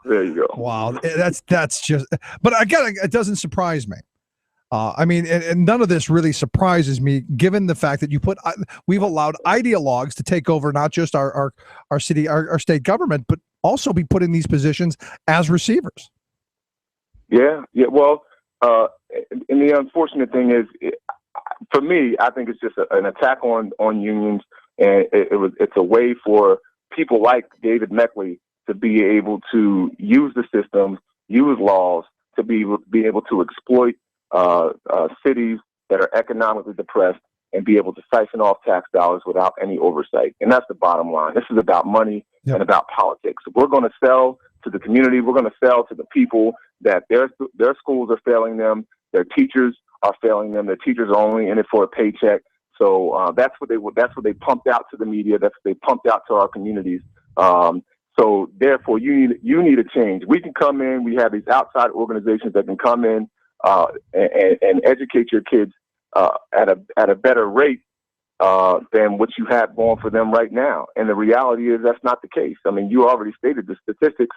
And then, not to mention, I looked at the proposed contract that he had in place for Charter Schools USA. We currently have 15 special education teachers on staff right now, just at our high school alone. And his proposed plan, he has 2. Right. I don't know how 2 special education teachers can serve almost 300 kids. Well, as I said in an interview last week, I said this is the undoing of mainstreaming. Yeah. We'll start any kid with a learning disability. We're going to start warehousing instead of educating. And then you're right. And at the same time, you know, they want a $2 million planning fee up front. I mean, once he signs the contract, he wants to give them $2 million right from the start. $500,000 of that goes towards marketing. Whoa, stop. Why would you have to market? You have the whole damn district. Great question. It was a question that was asked of him, and he couldn't respond. If you have the entire district, why do you need to allocate $500,000 for marketing? And that's another one of those things that drives me insane. Anytime I hear ads on the radio or on TV going, "Hey, go to the cyber charter or go to this organization," I go, "How come my local public school doesn't?" Oh, that's right. They put that money into the classroom. And people aren't really paying attention to that. If you go to any school board meeting, you can look at, the financial report, the budget report, and you can see every itemized expenditure that the district has, whether it be paying their electric bill or what they paid for a basketball coach like I do. You can look any of those items up at any given time. For a charter school, you don't have access to that information. There is no oversight on how they spend their money. No. They can just come in and say, hey, all right, well, for example, we have a $116 million budget with the York City School District. They can come in and say, all right, well, we're going to take $10 million off the top for us, for the CEO and the top executives, and then we're going to pay the district's bills and educate the kids at this cost. Here's another question. Here's another question I have, though, and this is goes back to the money. And since you brought up the $10 million to the CEO, because they've got to make their money. They've got to put money into their pocket, or they can't exist as a business, and they would be breaking their fiduciary responsibility to their shareholders if they weren't extracting money out of the classroom to pay profits and shareholders and all of that. We know that to be fact. Why, if you're in that situation, would you go into a school district like the York City School, who we're told is broke? There's no money. Why would you go into that unless there's an end game of once you control the district, then you go, well, hey, either you give us more money or we're leaving, like Mosaica did in Michigan. Yes, I agree. Mosaica couldn't make any money in Michigan until they backed out of the deal. The bottom line is, these charter schools, like Charter Schools USA, which is a for-profit company, they're going to minimize their expenses to maximize their profits. And that's why there's a movement here in the city right now with a lot of the parents. There's a petition going out. I know there's been some phone calls that were made to the Department of Education, as well as to Mr. Meckley himself. And right now they have a petition circulating in which the parents are saying, if you choose to convert every building to a charter school in the York City School District, you need to make provisions for my child to be able to attend the traditional public school option. By law, that must be done. Right. So there's no support in this community for the York City School District to be converted to charters by the community, by the outside community, by the parents, the students. No one wants it. Right. So the move right now is to, basically continue to be vocal about that and let the parents know that they can exercise that right. Because that was my final question. There's got to be some organizing going on with the students who I'm sure don't want it, with parents who don't want their kids who know, and taxpayers who, you've got to know, if you're the taxpayer in that district, you're going to get bilked down the road one way or another because there has to be profit there. Well, it was shared with us last week at one of our union meetings that it is in the plans that Charter Schools USA will be shipping off $4.5 million of our tax dollars per year to Florida. And parents are against this. We have taxpayers who and community members who can sign. There's a petition right now online, and I'll send it to you later on. If you could. In which anyone can sign that is against the privatization of York City schools. There's also a petition out there for parents to sign, letting them know that they want to exercise their traditional public school option. There is a CEC meeting on Wednesday in which the Community Education Council is going to meet. Meckley will be making his first public appearance tonight at a committee meeting in which parents will be able to come in and once again ask questions, voice their concerns about what's going on with the district. And then on January 21st, next Wednesday, there is a school board meeting in which parents will be able to come out. And then on January 29th, there is, we have right now, it's tentatively planned for that date for a town hall meeting just for the parents of the York City School District, in which PSEA will come in to support, the NAACP is in support, me, Sandra Thompson, who is the head of the NAACP York chapter, and Aaron Wilford, who is a preacher here in the community, are going to invite some national speakers to come in and also, have a question and answer session for parents to let them know what their options are and and just continue to keep them informed as to what's going on with the school district. Yeah, if you could send me that stuff so I can get it up on the website so folks can take advantage of it, especially the petition for folks to sign, I'd appreciate it. I definitely will do that for you, Rick. I appreciate it. Clovis, it's great talking with you. Thank you for keeping us up to date on what's going on there. I look forward to talking to you again real soon. Rick, thanks for having me. I appreciate it. All righty. Clovis Gallen, a teacher in the York City School District. He's also a member of the York City Education Association. Again, grateful for him to come on and talk to us about it. Let's take a quick break. Right back after this. Stick around. You listen to The Rick Smith Show. We're working people. Come to talk.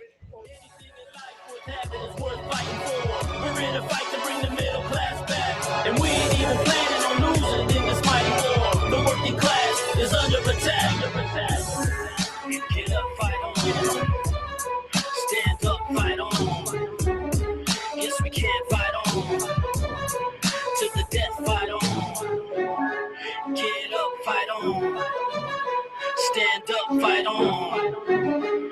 Yes, we can fight on. You're listening to The Rick Smith Show. I'm Rick Smith, and this is Labor History in 2. On this day in labor history, the year was 1932. A very unusual army marched on Washington, D.C. Pro-labor Catholic priest Father James Renshaw Cox led the march. Father Cox had worked as a cab driver and steel worker before attending seminary and serving as a chaplain in World War I. After the war, as a pastor in Pittsburgh, he organized food assistance for those hit hard by the Great Depression. As the number of unemployed grew, Father Cox came up with a new plan to help the suffering in his city. He organized Cox's Army, 25,000 Pennsylvanians who had lost their job due to the Great Depression. Cox led them from Pennsylvania to the nation's capital to demand a works program. Cox led them from Pennsylvania to the nation's capital to demand a public works program to put people back to work. The protest was the largest in Washington, D.C. up until that time. It was considered a great embarrassment to Republican President Herbert Hoover, yet the president still did not move to provide government assistance. Such inaction helped to usher in the era of Democrat Franklin Delano Roosevelt's presidency, whose New Deal policies included public jobs programs. The protest also spawned a popular saying for women of that day. According to the Associated Press, the men of Cox's Army ate 2,500 pounds of sauerkraut, 1,500 pounds of hot dogs, 11,000 apples, 650 gallons of soup, 450 loaves of bread, and 1,600 dozen of donuts and rolls during the protest. When cooking dinner for their families, women might explain, "I made just enough food to feed Cox's Army." Labor History in 2 brought to you by the Illinois Labor History Society and The Rick Smith Show. For more information, go to laborhistoryin2.com. Like us on Facebook and follow us on the Twitters at History in2.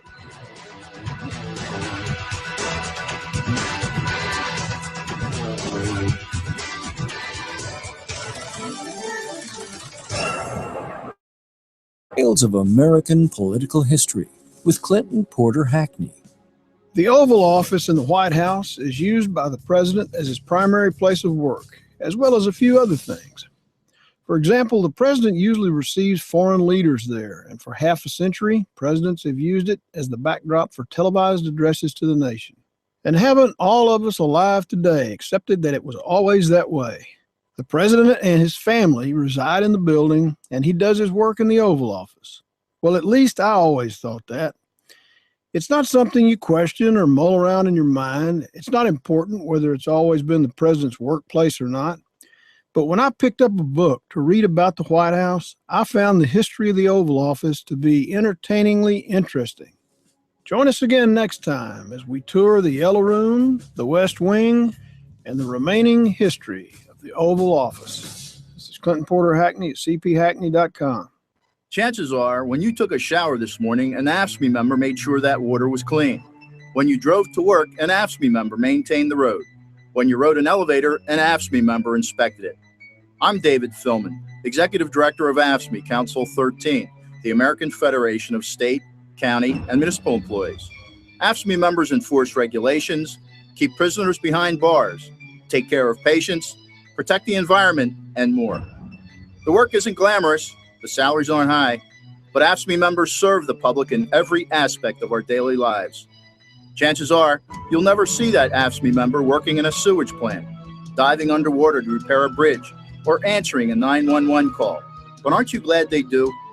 For more information, visit AFSCME13.org. We are AFSCME.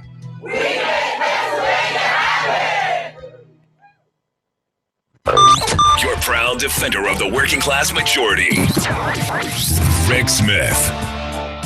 Wall Street shuffle. Hear the money rustle. Watch the greenbacks tumble. Feel the sterling crumble. Oh, yes. Wall Street education. That's what we need, right?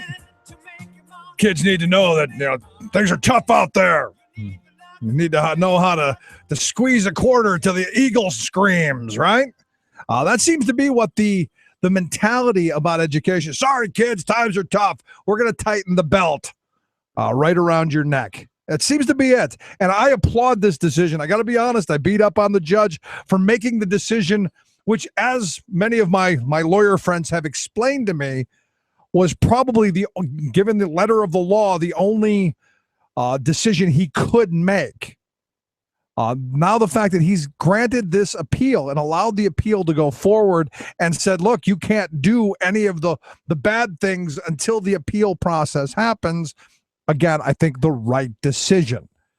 So while Meckley may have the control, so to speak, he cannot do the handover without the appeal being complete, which I think is the absolute right thing to do. And it's about time, just a thought. But, I look at this stuff and, just from a common sense point of view, there are a lot of things. And it goes back to this whole argument that when I talk about privatization of anything, of any of the things that we, the people, used to do for ourselves. Education, obviously, being one of them. But explain to me how it's possible to do something for the common good, like education, like building a bridge or building a road, with a profit motive at the very front of it, instead of the public good being at the front of it. I don't get how that works out to be cheaper. You could possibly make the argument that it would work out to be better, but that hasn't been shown to be the case either. And why is that?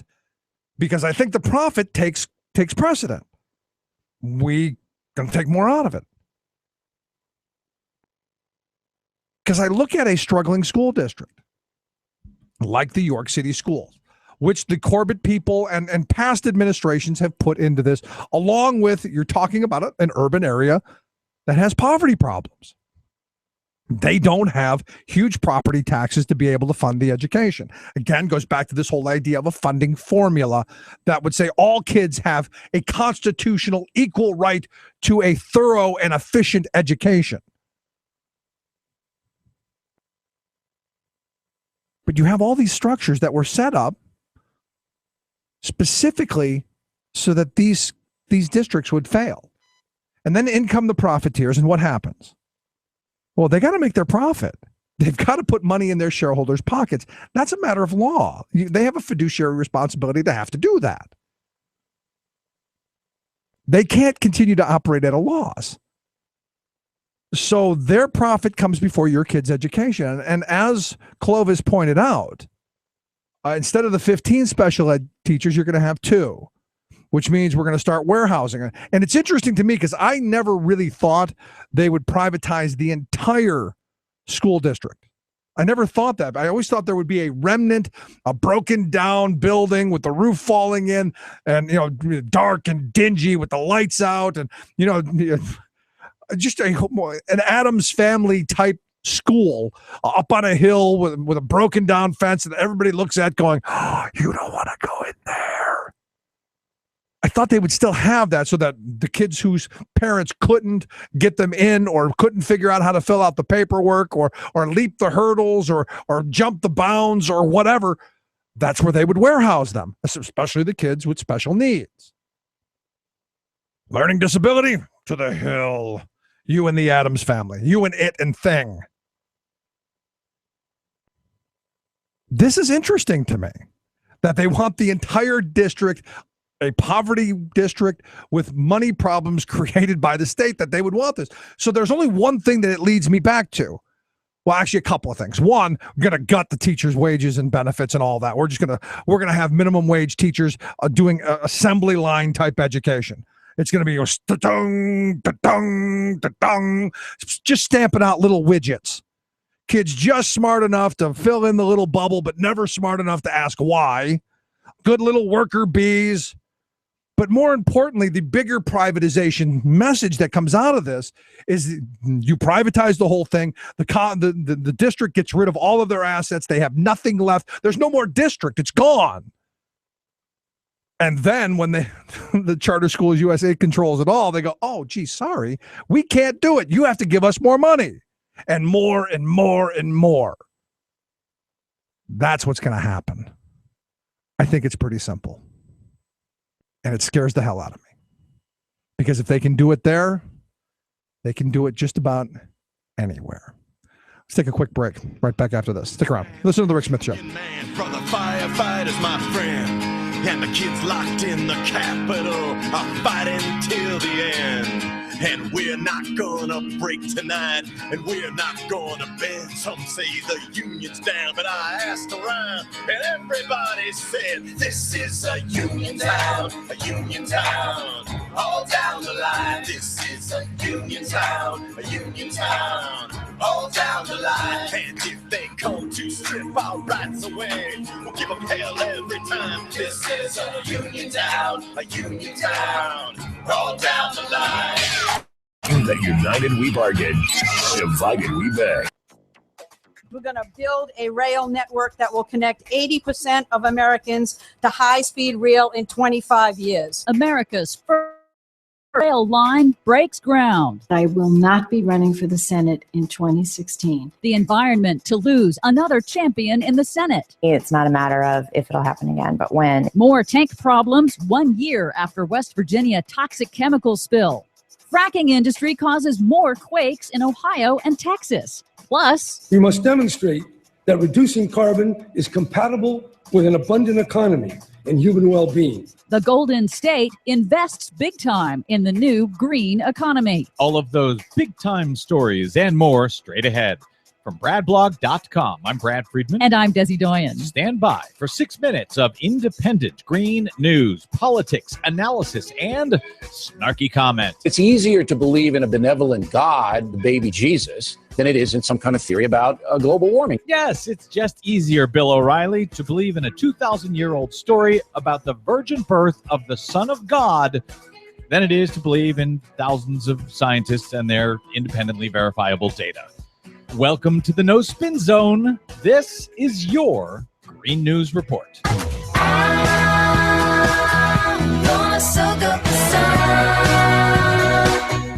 Okay, Desi Doyen. First up, I want to welcome the GNR's newest affiliate partner, the Dave Johnson Rocks Show on killradio.org. Yay, Dave Johnson, you rock. Dave broadcasts from out here in Los Angeles. And speaking of Los Angeles, is it my imagination, or do you have a whole bunch of California stories in today's report? Oh my gosh, yes we do. As we go to air, California Senator Barbara Boxer, champion of the environment and public health, has announced she will not seek re-election. That's going to be disappointing news, I know, to a lot of environmentalists. Boxer had led the U.S. Senate Environment Committee until it was recently taken over by James Inhofe. He, America's foremost climate denier, who believes The notion that man-made gases cause global warming is probably the greatest hoax ever perpetrated on the American people. So is that bad news for the environment? Well, it isn't the greatest news, but she's done decades of work for the environment, and she says she will continue to work for sane climate policy in California and the nation. And she'll still be serving in the Senate for 2 more years, so there's that. Also in California. Who wants to drive anyways? Take a train.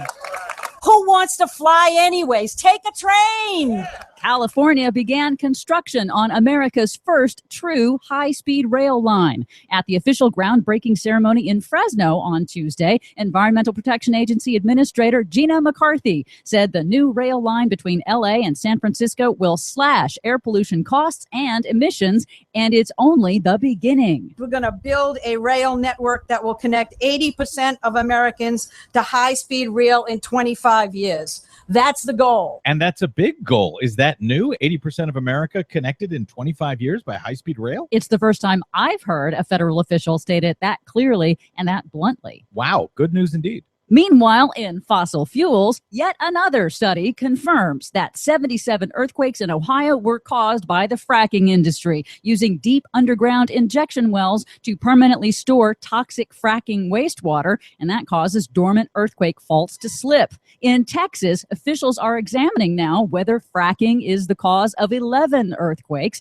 that hit the North Texas city of Irving over a 24-hour period this week. Of course it is. What else could it be? Yeah, it's going to be fracking. I wonder if fracking caused volcanoes. They would ignore that too. That's just amazing to me. This week also marks 1 year since a toxic coal chemical spill contaminated the drinking water supply of the city of Charlottesville, West Virginia, including about 300,000 residents. Yes, officials with the state's Department of Environmental Protection say a new survey indicates now that over 1,000 similar above-ground storage tanks in the state are, quote, not fit for service. What could possibly go wrong? Finally, back to California. California, as it is done in many areas, must show the way.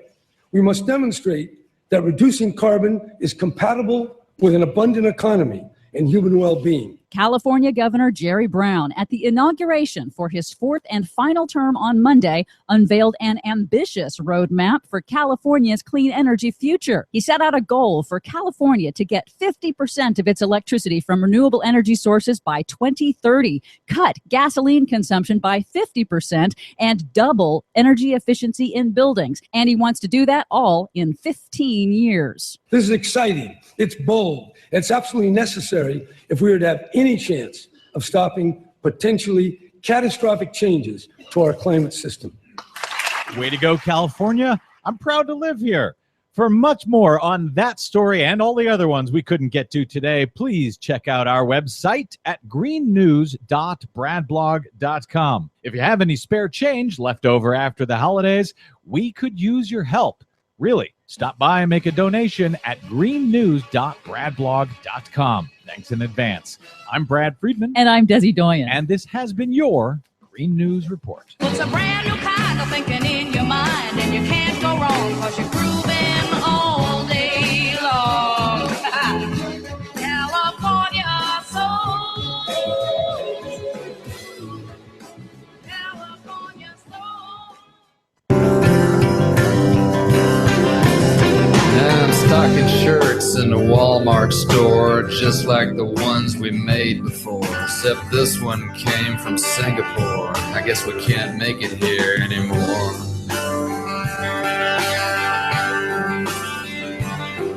Should I hate a people for the shade of their skin, or the shape of their eyes, or the shape I'm in? Should I hate them for having our jobs today? No, I hate the men sent the jobs away. I can see them all now, they haunt my dreams, all lily white and squeaky clean. They've never known want, they'll never know need. The shit don't stink and the kids won't bleed. The kids won't bleed in the damn little war, and we can't make it here anymore. Welcome back to the Rick Smith Show. Check out the website, thericksmithshow.com. So I got to be honest, I'm happy about the fact that this Judge Linebaugh has said, the appeal can go forward. The hope is that before all the insanity that I foresee coming, before all of that happens, maybe you nip it in the bud, you stop it, and maybe the incoming governor and I know I'm asking for a lot here, but maybe some rational Republican leaders in the General Assembly come around to their senses and go, you know what, if we really truly want to help business, maybe an educated workforce is a way to do that. I know I'm asking for a lot. But the ever eternal optimist that I am. Anyway, here to talk a little bit about what maybe the new governor should be pursuing, the hopes, the dreams, the possibilities. I've asked Steven Singer. He is a blogger, a teacher, a blogger. He blogs over at Gadfly on the Wall blog. .wordpress.com. We've got a link at thericksmithshow.com. Just click on Steven's name, take you right there. Steven, thanks for taking time for us. Hey, Rick, thanks so much for having me. I look at this decision. Good news, right? It's wonderful news. I mean, it's sad when a common sense decision becomes wonderful news, but I'll take it. Yeah, I got to be honest. Any more a common sense decision, I'm holding my breath on. Oh, yeah. I mean, the crazy thing about it is, before this decision, what the state was trying to argue, the state was trying to say York schools can't appeal because they're no longer in control of the district. The judge grants receivership to Meckley and to the state. So the school board can't appeal unless Meckley says it's okay to appeal himself. Yeah, see, that's like convicting someone of murder and saying, sorry, you can't appeal because the prosecutor won't let you. Yeah, it was an insane position, and I think it was last week the judge even said, whenever they brought this forward, he said he was, quote, somewhat troubled by the assertion that a party couldn't appeal. So I'm glad that he was able to make this decision, and that he was able to keep the stay in place, which leaves the school district in charge until the appeal process is over. Which I think really, hopefully, will put an end to this issue. We should at least have enough time with that in place for Governor Wolf to come in, and he should be able to make the final decision. Right. But at the end of the day, I mean, the fact that there was such a short time limit on this judge making that decision, what seemed to me to be this hurry up kind of quickie court that they forced on him, just again highlighted the problems with the system and really a problem of going to a for-profit school district. It was entirely political. I mean, this was politics as education policy. It's exactly what it was. It was trying to get a beachhead for privatization in the state, and it was also, I think, kind of payback against Wolf. I think they were trying to show him up, to try to give him a black eye because he's from York. Try to show him, oh, you think you can come in and beat us? Well, we're gonna hit you where you live. So I think a lot of it was that, and now hopefully this case is now in the hands of the person that the people of the state want it to be, our governor. Yeah, I mean, I look at this, and what's frustrating to me, and there's a bunch of stuff, but the biggest one being, how is it that a for-profit company goes into a district that has huge economic problems created by underfunding by the state and thinks that they're going to be able to not only educate the kids as well, and they claim better, with less money because you have to take some money to pay for profits. It's insane. It doesn't make any sense if you run the numbers. I mean, it's like Clovis Gallen you were talking about earlier today. Anytime you have a charter school operator come in to do some sort of recovery program, the first thing they're going to do is they're going to reduce services for the students. They're going to take money that wasn't sufficient to begin with, and they're going to give less of it to the students, and they're going to increase administrative costs, and whatever is left becomes profit. It doesn't make any sense. It staggers the mind that so many people look at this like it makes sense. It's sort of like the emperor's new clothes. Yeah, well, it's absurd on the face of it. But doesn't this fall back on the mantra that we've been just drilled into our head that public is bad, private is good? Yes, you're exactly right. It's this idea, this knee-jerk reaction. Don't think about it. Just sort of remember the mantra, remember the slogan, and leave it at that. I think a lot of this policy, a lot of what we're seeing here from the people who are pushing this is to stop people from thinking and to start them, keep them feeling, keep them just sort of a knee-jerk reaction. And it makes sense that you would want to make sure that the public is as uneducated as possible so you can continue to rule in this way. Yeah, and then you may mandate a hurry-up, quickie decision where you don't have time to do the organizing that probably needs to be done to do that education. Exactly right. Yeah, Hurry up, get it done. Yeah. So let me ask you, January 20th, looks like, there's the big inauguration's going to happen. Governor Wolf will become no longer governor-elect. What do we have him do? What do you think he should be doing in the first 100 days, which we seem to like to talk about? I'm glad you asked, Rick. I wrote an open letter to the governor with 10 specific points that I thought if he really wanted to help Pennsylvania schools, these are things he could do. And the first one is reversing course in York. I think that's number one. Because, now it's unfortunate in a way that Governor Wolf's really not going to have any kind of honeymoon period. From day one, from second one, he's going to have to come in and fix this mess. And the ball's in his court to do it. I think that's number one. I think also local control. He's got to reinstitute local control. It's sad to say that in Pennsylvania, public schools are not all public. Right. The state of Pennsylvania is running far too many schools. Philadelphia, Duquesne, Chester Upland. There are too many schools that it's the same story you saw in York. Schools that their big problem wasn't, the leadership was wrong. It was that they were poor. It's the ultimate sin. Poor, and often they serviced minorities. So all these schools, it's surprising, isn't it? The poor ones and all the minorities. We got to take those ones over. But the ones that are, every shade of white, those are fine. Yeah, it's like when I was a kid. The ones that have all that money. It's like when I was a kid. You take all those poor kids and bus them all around who knows where to other poor schools. Don't make the resources better. Don't do any of that. Just drive them around for a couple hours a day. And that's it. I mean, that's really what it comes down to. It comes down to the money. It comes down to resources. We have to invest in our future and our children. This is what any parent knows. This is what anyone who has a family knows. You have to invest in your family. You have to invest in their education. And, no one complains about that when it's in your own house. But when it comes to, the general good, when it comes to other people's children, that's when people start to get stingy and start to say, oh, it's someone else's fault. Yeah. We have to increase the education budget. And Wolf did campaign on it. So I do think he's going to try to do it. It's going to be difficult, without a doubt, considering, our financial state after, Corbett trashed the place. And the fact that, we have an even more Republican legislature now than we did before. But if we're really going to turn the state around, we have to get serious. We have to get rid of this tax holiday the corporations and the rich have had in this state for far too long. And we've got to increase the education budget. And no more of this fairy tale nonsense number game that Corbett was playing with. Oh, I increased the budget. Did you see the acting Secretary of Education came out with this crazy op-ed last week?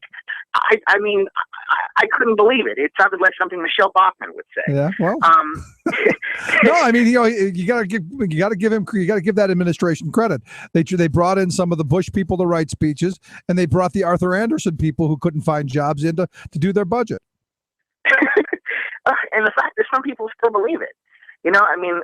He would blame everyone else for the problem. Oh, it wasn't me. It was this. Actually, if you carry the one, divide by 3, you'll see actually I increased it. It's nonsense. So, we've got to make sure that we increase the budget because we need to lower class sizes again. We have to restore arts and music, extracurricular activities, school nurses, librarians, everything we lost before. We've got to bring it back. And, not only do we have to have it where it was before Corbett slashed everything, we got to get it higher to get to, the increased cost of services. And that also means instituting a fair funding formula, which even Corbett came around to, after he trashed the one that we had from 2008. Even whenever he was running for re-election, he said, you know what, maybe we should bring back that funding formula. I wonder what happened to that. Yeah, you threw it away, doofus. It's sitting there with the transportation bill that they didn't move on for 2 years. No, I mean, but you look at this and, I wanted to comment on something you said a minute ago. When people start looking at other people's children, they get a little stingy. And I say, yeah, that's probably true, but they should be looking at what the alternative is. We've got this pipeline that's going from these schools that are underfunded these kids going right into prisons.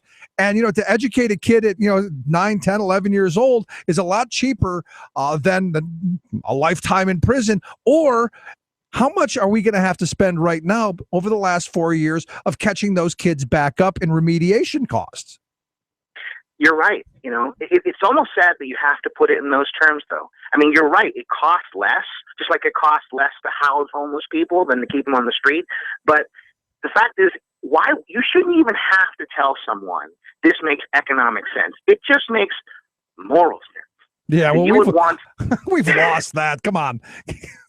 The sad reality is that, 30 years of hooray for me and screw everybody else has just been ingrained in our psyche. And I think at some point we got to start shaking people awake going, hey, even if it is your radical self-interest, think about it in the terms of it's saving money by doing what's right. That's what I'm trying to do, Rick. Shake people awake with my blog, being on here with you. That's what I'm trying to do, And when it comes to the prisons, Pennsylvania, while we cut school budgets, we increased prison budgets. And it's not that the sad thing is some people say, oh, it's because you're treating those prisoners so well. No, it's not that. It's we have for-profit prisons. See, now there you go, trash it. What's wrong with profit? What do you have with profit? Yeah, I can just hear some people, I can hear their heads going, well, what's wrong with profit? No, they should be getting that. Even with the contracts that guarantee these for-profit prison companies 96, 100% heads in beds and guaranteed profit. That's just water under the bridge there, Stephen. There's nothing wrong with profit, but we should stop trying to profit off schools and letting kids profit from them. Exactly. I'm with you. So what else do we do? I mean, we got to do something with these charter schools. I mean, I look at Philadelphia, for instance, where the public school district run by the state, run by the SRC, operated, I think it was like $171 million hole, or it was maybe even more than that. But the charter schools had a $71 million surplus. I think that's a huge problem. It's funny you mention it because I'm hoping that finally the political will, the stars might be aligning, because even last year, even with Corbett in office, there were a lot of people on both sides of the aisle who were talking just about that, about these scandals. Last year was really the year of the charter school scandal, not just in Pennsylvania, but across the country. And I think what we have to do first is halt any charter school expansion, no new charter schools. And we have to go in there. We have to look at the charter schools we have, and we got to say, if it's a good charter school, if it's doing what it should do, if it's really serving the students, keep it. If it's not, get rid of it. I think that's one thing we definitely have to do, because we can't afford to have two separate education systems, public schools and charters. Yes, charters are technically public schools, but they're traditional public schools, and this other thing called charter schools, it costs too much money. And as you mentioned before, when you talked with Clovis, the quality isn't there. Traditional public schools often do much better or as well as charters. And when it comes to cyber charters, wow, talk about a difference. Yeah. So, we need something that makes sense and that is cost conscious for the taxpayer. Okay, so let me get this straight. Undo what the insanity in York, fund it, dump the charters. Okay, we got that. What next? Common Core. It's got to go. Even Governor Corbett, when he was seeking re-election, before then he loved it, but when he was seeking re-election, he took this line about Common Core and said it was bad. The thing about Common Core is you have people on both sides of the aisle who hate it. That's me. And it really makes sense to hate it. Regardless of where you are, we had in Pennsylvania standards. They were benchmarks that schools could aim for, just suggestions about things that an educated person should have. They were pretty good, I thought. But then the political will changed, and the Obama administration came with a bunch of cash, and no one in the legislature or in the governor's office really paid much attention. So just give me the money, and we didn't institute Common Core. We took Common Core, we erased the name, and we called it PA Core. So it's really the same thing. Some people will say, oh, Pennsylvania doesn't have Common Core. They have PA Core. Yeah, but it's the same thing with a different name, which is what this the education department in Pennsylvania, the last few years has been insane in just taking something that exists and putting Pennsylvania on and pretending like it's something new. PA Core, our new tests, we have these standardized tests that we all love. We used to have the Pennsylvania System of School Assessment, the PSSA, and technically we still do. But now we have this other test we call the Keystone Test. It's really just the Park test. It's this other test that's out there, a horrific test that is an absolute pile of garbage that tries to test kids well beyond where they should be academically. And we're pretending like it's something new. The PSSA test that the middle school students take now is actually Park Light. It sets kids up for failure on purpose. It's about setting up a market. Which is why I don't let my kids take it. Me too. Well, my daughter started kindergarten this year. And whenever I went in for my first parent-teacher conference as a parent, because I'm always, the teacher, but it was my first time coming in as daddy. And it was, it was October, I think. And I really like my daughter's teacher. I think she's fantastic. But one of the things she showed us was that my daughter had taken the grade test. And I was stunned that my daughter in kindergarten took this test that I proctored to my students in 8th grade. Obviously, it's a different, version of the test. But the fact that kindergarten students are taking fill-in-the-bubble standardized tests is absurd. Well, we got to train them. We got to train them to fill in the bubble and not ask why. That's exactly what they do. I mean, they actually have worksheets they send home where they where part of the lesson is how to fill in the bubble. That's the lesson. Oh my gosh. All right, that's insane. But let's get back to the governor because I'm sure he's listening, and I'm sure he needs to know this stuff. So we're dumping the charters, we're dumping the scam in York, we're funding it, dumping Common Core. What about the standardized test? Should we be dumping those too? Pretty much. I think if we dumped it all the way, I really wouldn't complain. But I would say at the very least, you completely cut back. You do as much of a cutback as possible. Because one of the big problems with Common Core is that it's tied so much to the testing. It increases the testing. What we need to do is cut back, have less testing. And again, I think the political atmosphere is changing. There are people on both sides of the aisle who are saying maybe it's too much, with the standardized testing. I think in a perfect world, what we do is you have one standardized test in high school. That's it. And it's not high stakes, because when you have a high stakes test, you pervert the score. If you put a gun to someone's head and you ask them to say something, and they're not going to say what they would normally say. Right. So that's what we have to do. Let the kids learn their basic skills without having the sort of Damocles hanging over their head constantly. Having them, fill in the bubble worksheets in kindergarten. To cut back on those standardized tests, I'd say to one, if you get rid of all of them, I'm really not going to complain. Because the thing is, a standardized test, if used correctly, it's kind of like checking the oil on your car. It does give you some information. But the problem is, if the oil is low, you don't kick the car and complain. You get more oil. Right. But my problem with the tests are, and one of the main reasons that, other than my religious exemption for it, which is the only reason I can take them out of the test, is that the results didn't come for months. I mean, they took it, I guess, in March or April, and the results didn't come back until the following year. And I'm going, well, I'm not against testing, especially for diagnostic purposes, like you've said. So that we know what you're getting wrong and we know what to fix. We need to add oil or whatever, or add instruction. That to me is good testing. This get the results in a year doesn't seem to make sense to me. I think teacher constructed tests are so much more valuable than these tests you get from these big testing companies. Yep, like the ones the nun when I was in school used to crank out with the mimeograph. And yes, I'm that old. I remember that.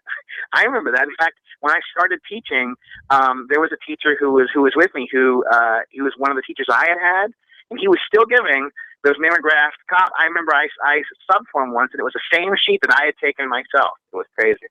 So let's wrap this up. I got about 2 minutes. Okay. What else should we be doing? We got to get rid of the value-added measures, teacher evaluations that we have in place. They make no sense.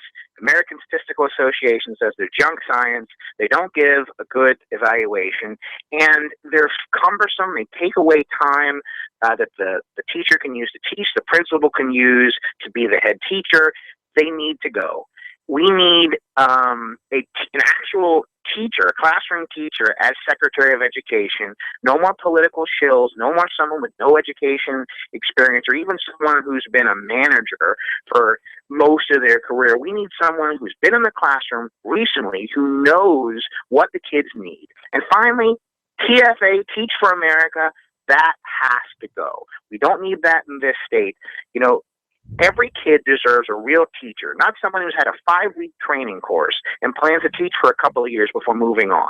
We need someone who has been educated in a college. But they're really enthusiastic, though, Stephen. They're really gung ho. They want to do it well. That's something, right? Well, someone who goes through 4 or 5 years of training is even more enthusiastic than someone who's jumping on the fad. No, I'm with you. I thought this is another one of those bad things that the Obama people did, and I'm with you. I think it's a good idea. Fund it. Dump what's going on in New York. Dump the standardized test. Dump TFA. Treat teachers with dignity and respect. All seems like common sense to me. Steven Singer, I appreciate you taking time for us. Always great having you on the program. Thanks so much for having me. All right, quick break. Right back. Stick around. You listen to The Rick Smith Show.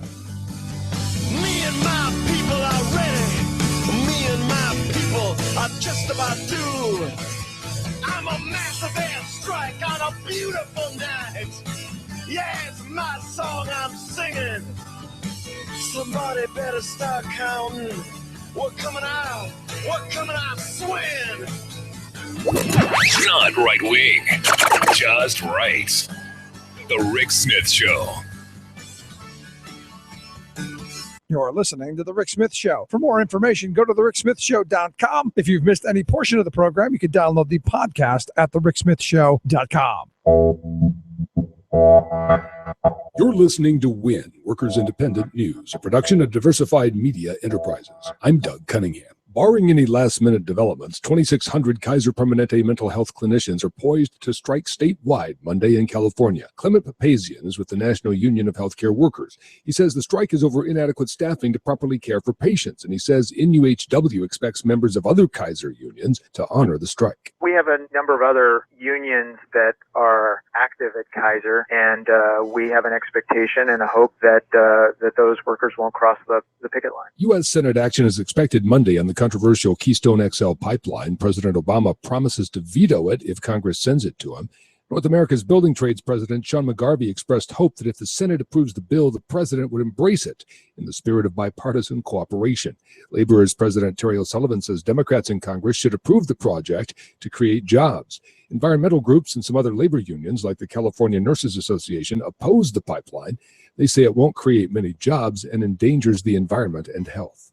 Despite a falling jobless rate and 252,000 jobs created in December, U.S. worker wages dropped. The U.S. Labor Department says 2.95 million jobs were created in 2014, the most since 1999. But Labor Secretary Tom Perez notes that worker paychecks aren't growing, and he says we must raise wages. Wages have been flat. Prosperity has not been shared. False choices have been the order of the day all too frequently. We can't do this. We can't raise your wages. It's a structural problem. I categorically reject the notion that it's structural, it's inevitable, there's nothing we can do about it. This is Mitch Lawrence with the Sports Minute for Workers Independent News. We're going to keep our #1 New Year's resolution and have some fun today. So with the NFL playoffs heating up this weekend, we're here to pick the winners. First off, look for the Baltimore Ravens to spring an upset over the favored New England Patriots. Why? Because the Ravens have had recent success against the Pats in the playoffs, and they won't be intimidated by Tom Brady and Bill Belichick. Pick #2, we're taking the Green Bay Packers to edge the Dallas Cowboys in Lambeau Field. Why? Because Packer quarterback Aaron Rodgers will be able to withstand a calf injury and pass the Packers into the NFC title game.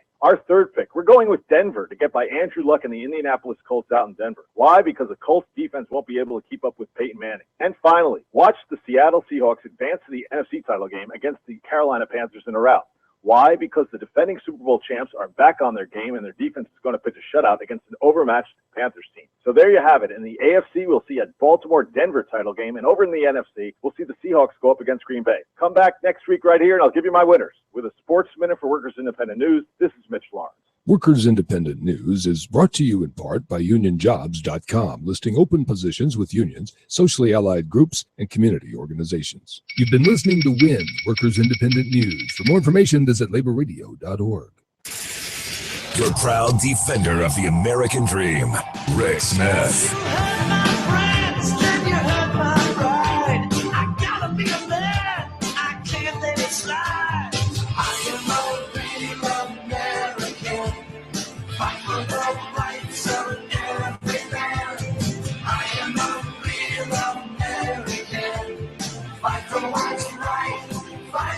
Oh, yes. Fight for the rights of everyone. Yeah. That used to be American value until we had hooray for me and screw everybody else for the last 30 years. And as I've been saying, we have this drilled into our heads that anything public is bad. Public schools are bad. Public government is bad. But everything private is wonderful and fantastic. And I say the right wing has done a masterful job in this country of pushing that agenda into our classrooms. And for me, I got to be honest. I remember, February 2011 when we were out in Madison, Wisconsin, and I've talked about this before. We slept on the floor of the Capitol while all the Walker insanity was going on, and there was that chant, that they did the entire time we were there. This is what democracy looks like. It was people taking care of each other, taking care of themselves. There were cleaning crews. I told the one girl, I'm going to take a picture and send it to your parents, because she was on the floor scrubbing the floor because she wanted to make sure that their space was clean. They had childcare and health care.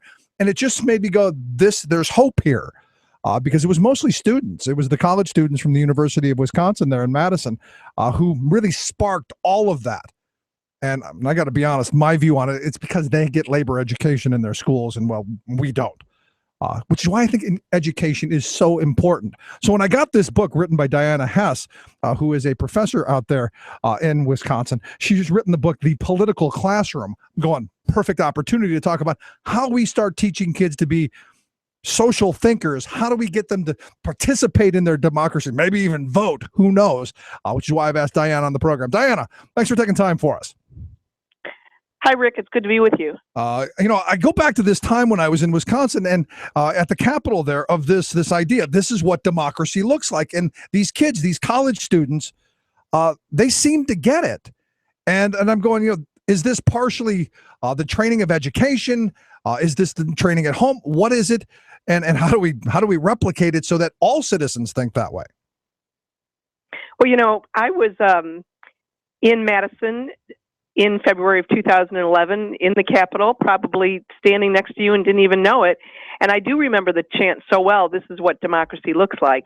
And, they were absolutely right. I mean, that is what democracy looks like. But democracy has a lot of different angles, and it can look quite different in a lot of different situations. So the book that I wrote with Paula McAvoy, The Political Classroom, is about what democracy looks like in classrooms, in public schools and in private schools. And what we were interested in was, how are young people learning to talk with one another about highly controversial political issues? And what impact might that have on what they do politically when they get in the world outside of school? One of the things that's interesting, if you go back to that Wisconsin situation, is that even though you're absolutely right, college students and many high school students were quite involved in those protests. We also know that the election that caused Scott Walker to come into power was one in which very few college students voted. Right. So we need to make sure that people understand that, there's a number of different things we need to do when we're trying to shape what democracy should look like. Yeah, I mean, to me, it's that being part of the participatory system that we've set up, and I think the classroom is part of it. But the pushback that you get from people, and on both sides of the ideological divide, is they don't want one side being able to get into the classroom where the other can't. So how do you balance that where you have an ideological split? where one is saying, well, like we're seeing with textbooks, where one side's really imposing their ideology in the classroom. Right, and when that happens, I would argue that's wrong. That what it means to be a political classroom is not that you are a partisan classroom. It's not that you're trying to teach young people that they should be Democrats or Republicans or anything in between. It's that you're trying to teach young people how to engage in politics. And we want them to form their own views about issues and their own views about what causes and candidates they want to support. Yeah, but we already know how to do that. We can scream at each other and yell and holler and with our ears closed. We know that already, Diana. Right. Well, it certainly doesn't work with young people. I mean, one of the things we know about the millennials in particular is the kind of screaming that we see on cable news, the demonizing people who have different views. That is an incredible turnoff to young people. That is not how they want to engage politically. And I think they're smart to be turned off by that because I don't think it's working very well. No, I'm with you. But at the end of the day, it's being able to have that discussion and a space for it. So how do you develop that in a classroom setting? Well, we found lots of teachers in 3 states, Illinois, Indiana, and Wisconsin, who were very good at teaching juniors and seniors in high school to have these kinds of discussions. And they did it very explicitly. The first thing they did was they created, often co-created with their students, norms for civil discourse. So these were not discussions where people were screaming at one another, or discussions where you had, more heat than light. These were discussions where the norms of civil discourse were established and they were adhered to. The second thing they did is to make sure that students knew a lot about the issues that they were going to discuss. These were not spontaneous or ad hoc discussions. These were discussions that people prepared for because the teachers recognized that if they wanted high quality discussions, people need to be ready to talk about them. And they also recognized that if we want all students to talk, they have to be prepared. I remember in high school, I often had classes where 2 or 3 of my classmates had their hands up all the time, and other people didn't. And the teachers in these classrooms would not see that as something they were aspiring to. They wanted to make sure that everyone was prepared so everyone could participate. And another thing they did was they made sure that multiple and competing perspectives would be heard. And that, Rick, was sometimes difficult because some of these classes looked very ideologically homogenous. And so teachers who were in these ideologically homogenous spaces had to work really hard to make sure that people just didn't say the same thing over and over again, to make sure that they took seriously multiple and competing views. Wow, I don't even know where to go. This is radical to me. It's just insane. How could you possibly want prepared people who actually know what they're talking about? Well, we obviously do want prepared people who know what they're talking evidently about. Our politics don't, because most of the people I talk to, when you talk about issues, they just get the talking points. So this idea that maybe we could actually get informed, educated people debating things sounds rather appealing. Well, it does sound appealing, and I can tell you it was quite appealing to the students in these classes. So we studied 1,001 students in all sorts of different kinds of schools in classes where they were doing this compared to classes where they weren't. And what we learned was that these kinds of discussions, when they were done well with high quality, were incredibly engaging. And there were the kinds of things that students would remember. We followed them 2 and 4 years out after high school. And we asked them, what do they remember about what they learned in these classes? And their memories were so vivid and so specific. And they were so thankful that they had been exposed to viewpoints that were different than what they typically heard. They were also, I think, very thankful that they had teachers who took seriously the idea that, you want all people to participate. One of the problems we have with the participation of young people in American politics is it's so unequal. We've got what we often call a civic achievement gap or a democracy divide, where the young people who are participating politically are much more likely to be in college than young people who are not. And we know that most young people in the United States don't go to college. Right. So in these classrooms, we had teachers who took seriously the responsibility of educating all young people to participate. And for that reason, I think we need to be really concerned about tracking classes. You know, in some schools, they'll have an American government class where they'll have an honors section and a regular section, and even sometimes they'll call it a remedial section. And I think that's just absurd. I'm right there with you. You listen to the Rick Smith Show here with Diana Hess. She's the co-author of the book, The Political Classroom. If you want to get a copy of it, you can just go to thericksmithshow.com, click on Diana's name. It'll take you right there where you can pick it up. You brought up something a moment ago about homogenous classrooms that caught my attention because, what we've been seeing across the country is what I've been saying is a resegregation. We're seeing a lot of communities that look identical. So how can the question that I thought of is how do you get that alternative idea, that different thought into kids' heads in areas where all of them, you have this groupthink that you find often in homogenous societies? Absolutely, and we saw groupthink on both the left and the right. We were in classes that we called like-minded classes, where 80% or more of the students had the same overall political ideology. And those classes were a real challenge for teachers because, there would be so many views that were so similar that the teachers would have to work very, very hard to make sure that students considered alternative perspectives. And they did it in three ways. Sometimes they played devil's advocate. Sometimes they brought in materials, high-quality curriculum materials that had different perspectives than what the kids were used to thinking about. And they also sometimes brought in guest speakers who had differing points of view than what the majority of students in the class felt. So, for example, one of the chapters in the book is about a remarkable teacher, Mr. Kushner, who was in a very like-minded community. It was one of the bluest communities in the United States, actually. And his students were very, very progressive. And they, 2-1 in this one class, believed that it should be always legal to support abortion rights, or abortion rights should be supported. And he brought in a guest speaker from a organization that believed the opposite. And it was very interesting. The students initially kind of pushed back. They really didn't like it very much.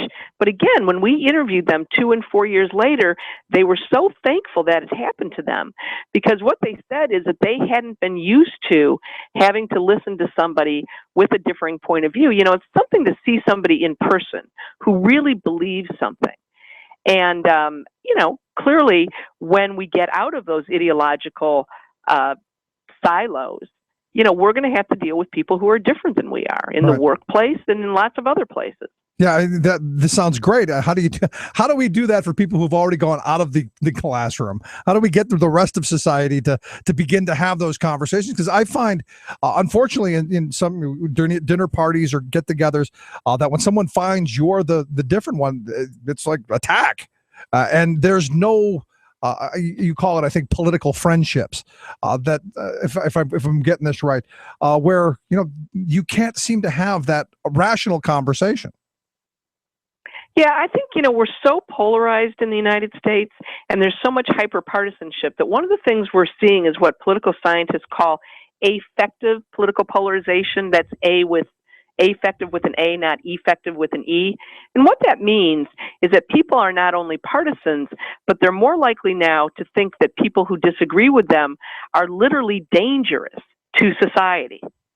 And, when we have people who believe that and who are, seeing in a lot of media outlets, that kind of hyperpartisan demonization, it's very bad for young people.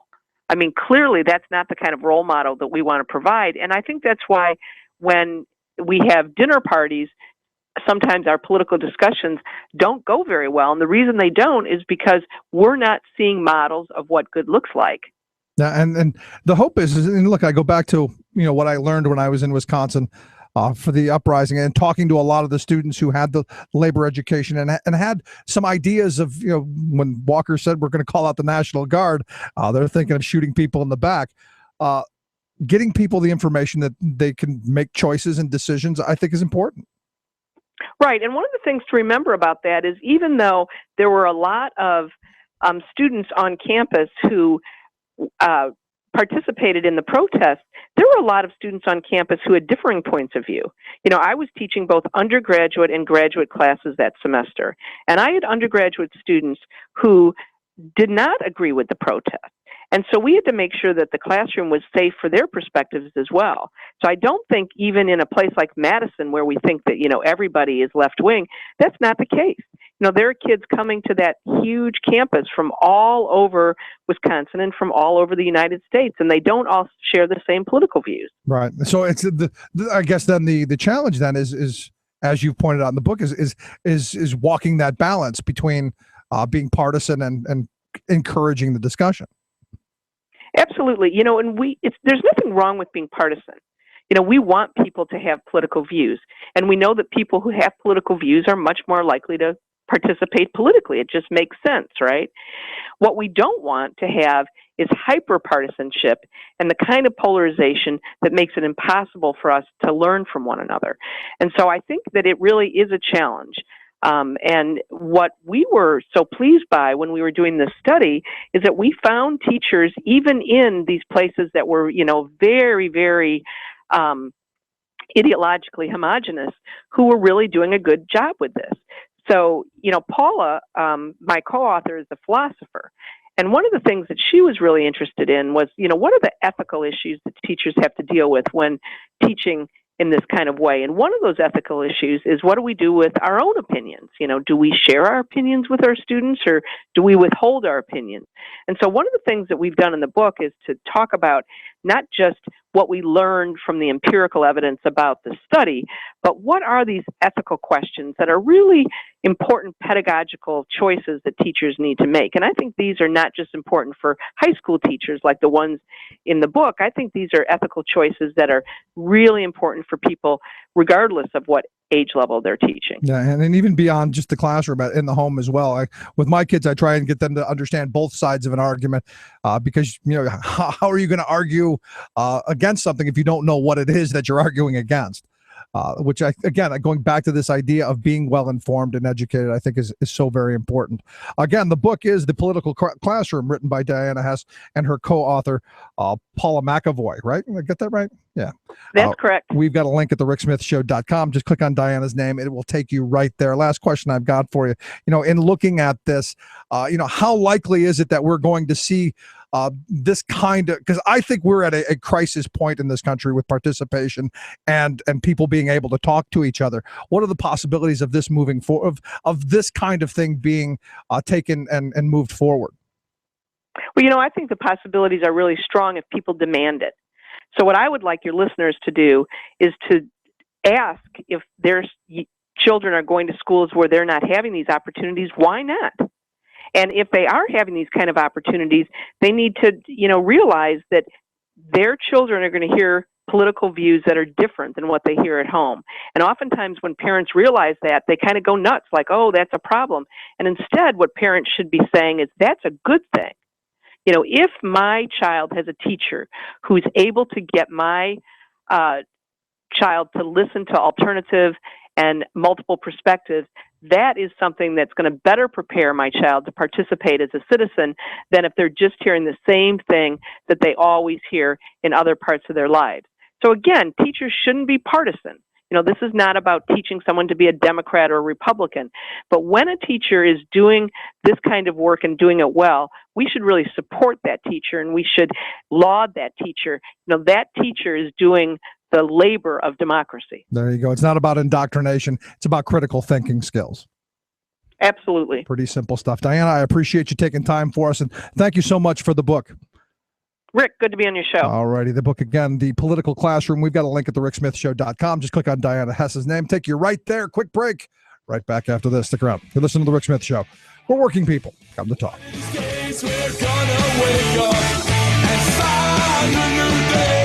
One of these days we wanna wake up and make a new way. One of these days. One of these days. The Rick Smith Show, changing America for the better. I'm Rick Smith, and this is Labor History in 2. On this day in labor history, the year was 1932. A very unusual army marched on Washington, D.C. Pro-labor Catholic priest Father James Renshaw Cox led the march. Father Cox had worked as a cab driver and steel worker before attending seminary and serving as a chaplain in World War I. After the war, as a pastor in Pittsburgh, he organized food assistance for those hit hard by the Great Depression. As the number of unemployed grew, Father Cox came up with a new plan to help the suffering in his city. Organized Cox's Army. 25,000 Pennsylvanians who had lost their job due to the Great Depression. Cox led them from Pennsylvania to the nation's capital to demand a works program. Cox led them from Pennsylvania to the nation's capital to demand a public works program to put people back to work. The protest was the largest in Washington, D.C. up until that time. It was considered a great embarrassment to Republican President Herbert Hoover, yet the president still did not move to provide government assistance. Such inaction helped to usher in the era of Democrat Franklin Delano Roosevelt's presidency, whose New Deal policies included public jobs programs. The protest also spawned a popular saying for women of that day. According to the Associated Press, the men of Cox's Army ate 2,500 pounds of sauerkraut, 1,500 pounds of hot dogs, 11,000 apples, 650 gallons of soup, 450 loaves of bread, and 1,600 dozen of donuts and rolls during the protest. When cooking dinner for their families, women might explain, "I made just enough food to feed Cox's Army." Labor History in 2 brought to you by the Illinois Labor History Society and The Rick Smith Show. For more information, go to laborhistoryin2.com. Like us on Facebook and follow us on the Twitters at Labor History in 2.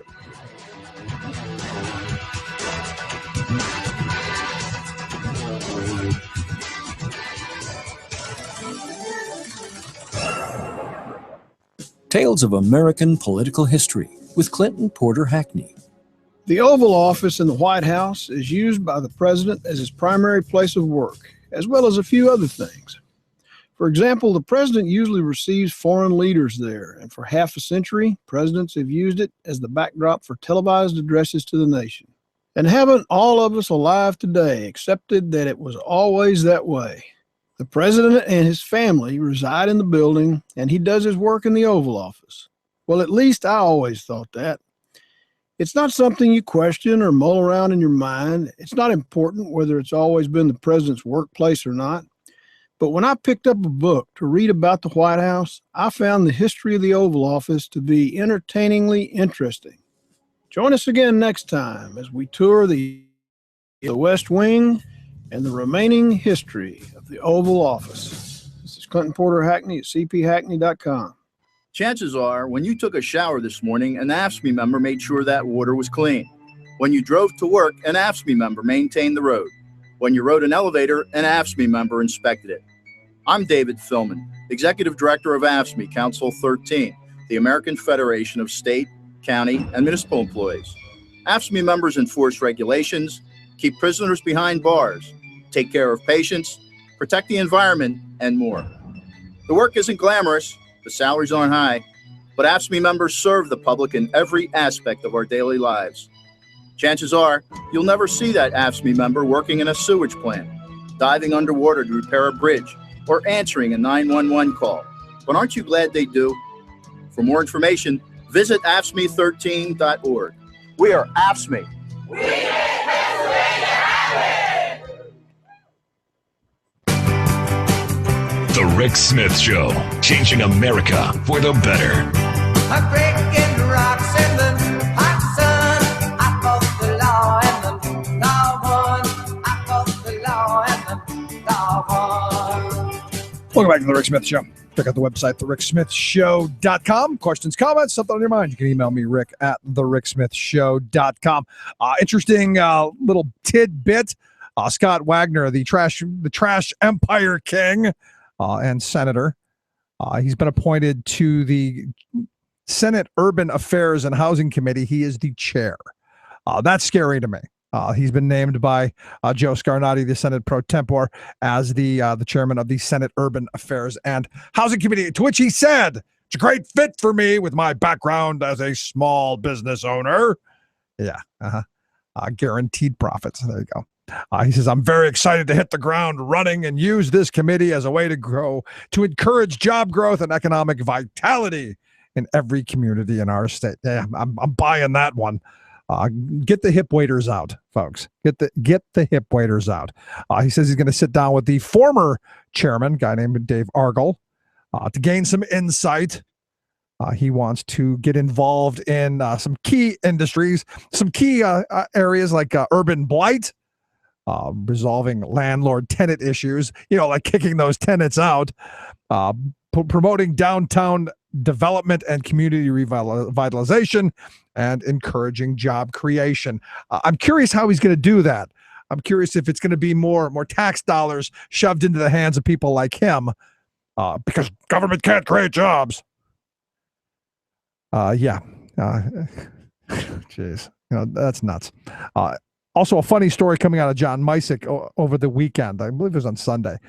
He points out that Russ Diamond, you may remember back during the elections, my friend Jake Long was running in the 102nd legislative district against this Russ Diamond. And Diamond is the guy from the pay raise. And as Misick points out, he's quoting Bumstead, the guy, Trib Review, from a Trib Review article, basically saying that, Diamond was a guy who during the 2005 pay raise was saying you shouldn't be taking anything, and just this anarchist, this destroyer personality. He's saying that they're all bums for taking the pay increase. You're all bums. Evidently, he's taking the pay increase. Hasn't even done the job, but he's taking the bump and the pension. Railed against the pension for years, was against automatic increases, was against all of this stuff, but he's going to put it in his pocket. And as Bumstead points out, Russ Diamond wrote a book called Tip of the Spear, and Bumstead asks aptly, has the spear dulled? Because here again, here's the guy who, he was pointing the finger when he was outside looking in, pointing the finger. You're all bums. You're all thieves. You're all no good. Now that he's in the big club, well, hey, you got to go along to get along. He's going to be an interesting character to follow. I'm going to enjoy following him just because of the hypocrisy. That to me, it's going to be interesting to watch him. I know we got to take a quick break. When we come back, Talk Radio News Service. Stick around. Listen to The Rick Smith Show. Where working people come to talk.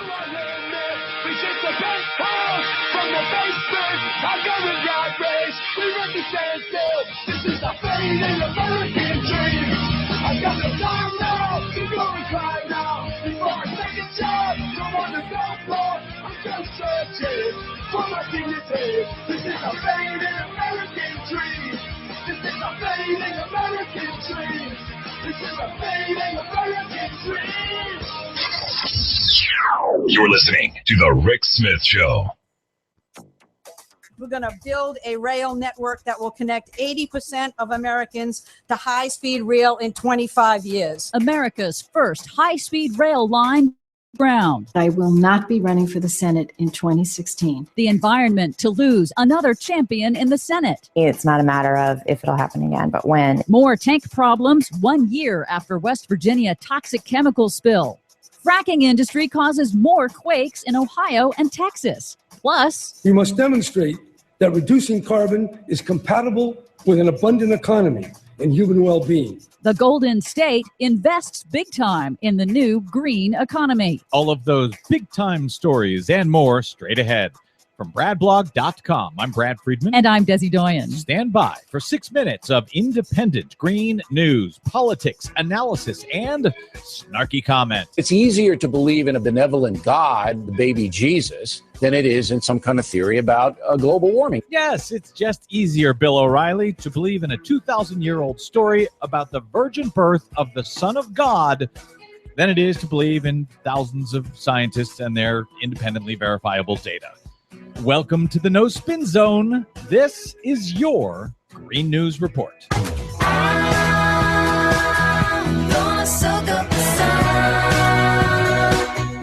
Okay, Desi Doyen, first up, I want to welcome the GNR's newest affiliate partner, the Dave Johnson Rocks Show on killradio.org. Yay, Dave Johnson, you rock. Dave broadcasts from out here in Los Angeles. And speaking of Los Angeles, is it my imagination, or do you have a whole bunch of California stories in today's report? Oh my gosh, yes we do. As we go to air, California Senator Barbara Boxer, champion of the environment and public health, has announced she will not seek re-election. That's going to be disappointing news, I know, to a lot of environmentalists. Boxer had led the U.S. Senate Environment Committee until it was recently taken over by James Inhofe. He, America's foremost climate denier, who believes the notion that man-made gases cause global warming is probably the greatest hoax ever perpetrated on the American people. So is that bad news for the environment? Well, it isn't the greatest news, but she's done decades of work for the environment, and she says she will continue to work for sane climate policy in California and the nation. And she'll still be serving in the Senate for 2 more years, so there's that. Also in California, Who wants to drive anyways? Take a train. Who wants to fly anyways? Take a train. California began construction on America's first true high-speed rail line. At the official groundbreaking ceremony in Fresno on Tuesday, Environmental Protection Agency Administrator Gina McCarthy said the new rail line between LA and San Francisco will slash air pollution costs and emissions. A beginning. We're going to build a rail network that will connect 80% of Americans to high-speed rail in 25 years. That's the goal. And that's a big goal. Is that new? 80% of America connected in 25 years by high-speed rail? It's the first time I've heard a federal official state it that clearly and that bluntly. Wow, good news indeed. Meanwhile, in fossil fuels, yet another study confirms that 77 earthquakes in Ohio were caused by the fracking industry, using deep underground injection wells to permanently store toxic fracking wastewater, and that causes dormant earthquake faults to slip. In Texas, officials are examining now whether fracking is the cause of 11 earthquakes that hit the North Texas city of Irving over a 24-hour period this week. Of course it is. What else could it be? Yeah, it's going to be fracking. I wonder if fracking caused volcanoes. They would ignore that too. That's just amazing to me. This week also marks 1 year since a toxic coal chemical spill contaminated the drinking water supply of the city of Charlottesville, West Virginia, including about 300,000 residents. Yes, officials with the state's Department of Environmental Protection say a new survey indicates now that over 1,000 similar above-ground storage tanks in the state are, quote, not fit for service. What could possibly go wrong? Finally, back to California. California, as it is done in many areas, must show the way.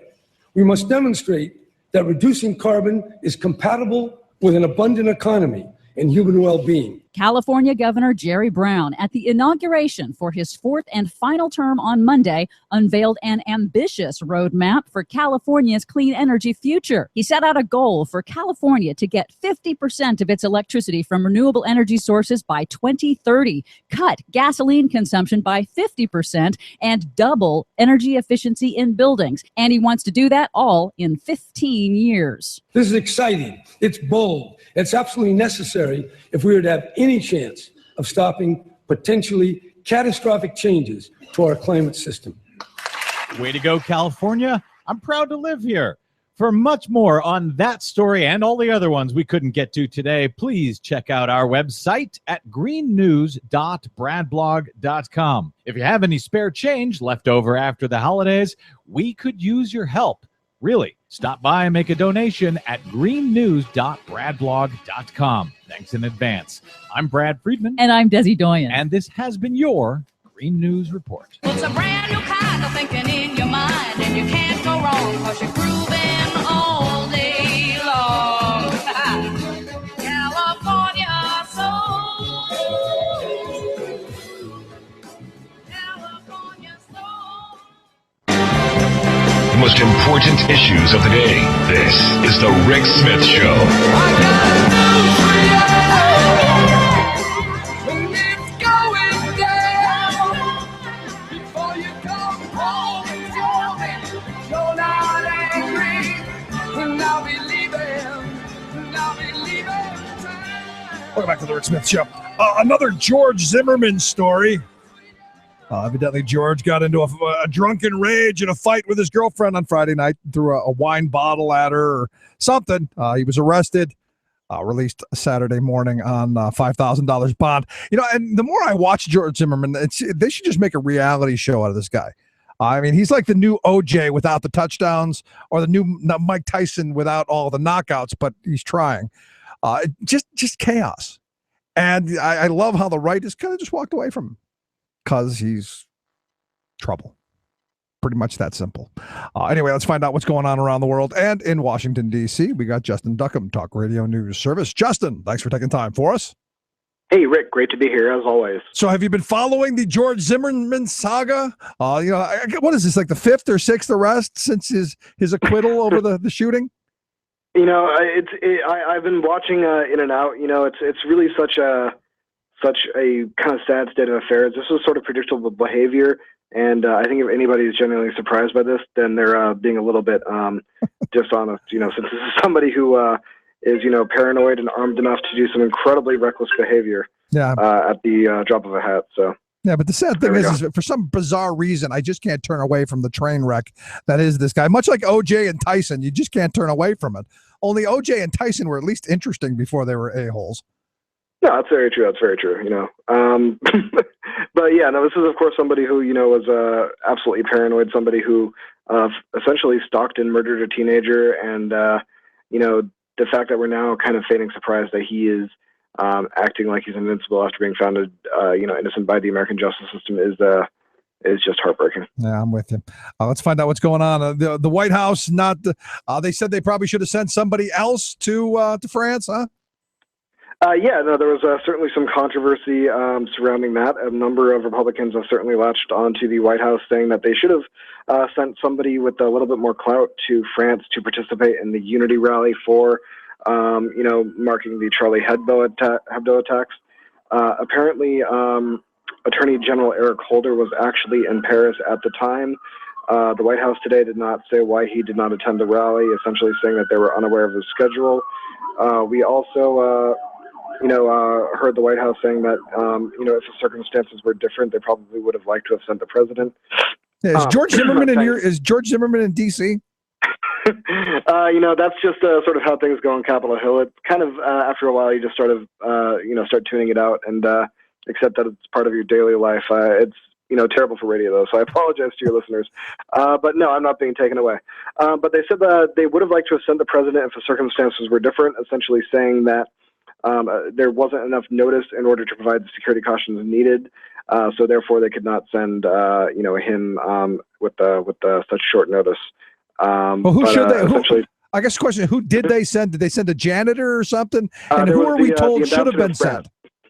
The ambassador to France was the person in attendance. Isn't that general? What you do? It would make sense, but this is something that we saw a number of other countries in Europe sending heads of state to and whatnot, and something that of course has been sort of a galvanizing issue in America. Has drawn quite a bit of arguments on both sides, and has really become sort of a symbolic fight for the future of free speech and whatnot. So there's been a lot of people saying that essentially, we should have probably sent the Secretary of State who does speak French, or we should have sent, Joe Biden over there, since he is somebody who has been an international figure for quite some time, stretching back to his decades on the Foreign Affairs Committee. But so Joe can say this is a big effing deal.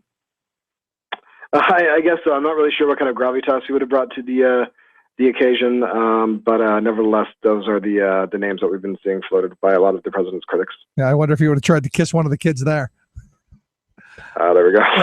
I just can't. I look at that video and I just stuck in my head with Senator Coons' daughter, which he got a lot of grief over, I'm sure, but it just kind of made me laugh. And I know this is probably not the time to bring that up, but it just popped into my head. No, it's Biden being Biden, and that's something that we've come to sort of expect over here. Yeah, well, I guess Zimmerman's back in town. In going forward with this, what are the ramifications going to be? Do you think? What are the do the people in France care? I think the people in France may not care necessarily about the president missing, but I think this is going to have pretty big, deal down the road. I think the fact that we saw so much involvement in this, we saw so much foreign attention being paid to this. I think this is essentially going to lead to a possibly scary situation in, France and across Europe. We've already seen, today a sort of similar rally taking place, but with a sort of more violent message being carried out by a very large right-wing group in Germany.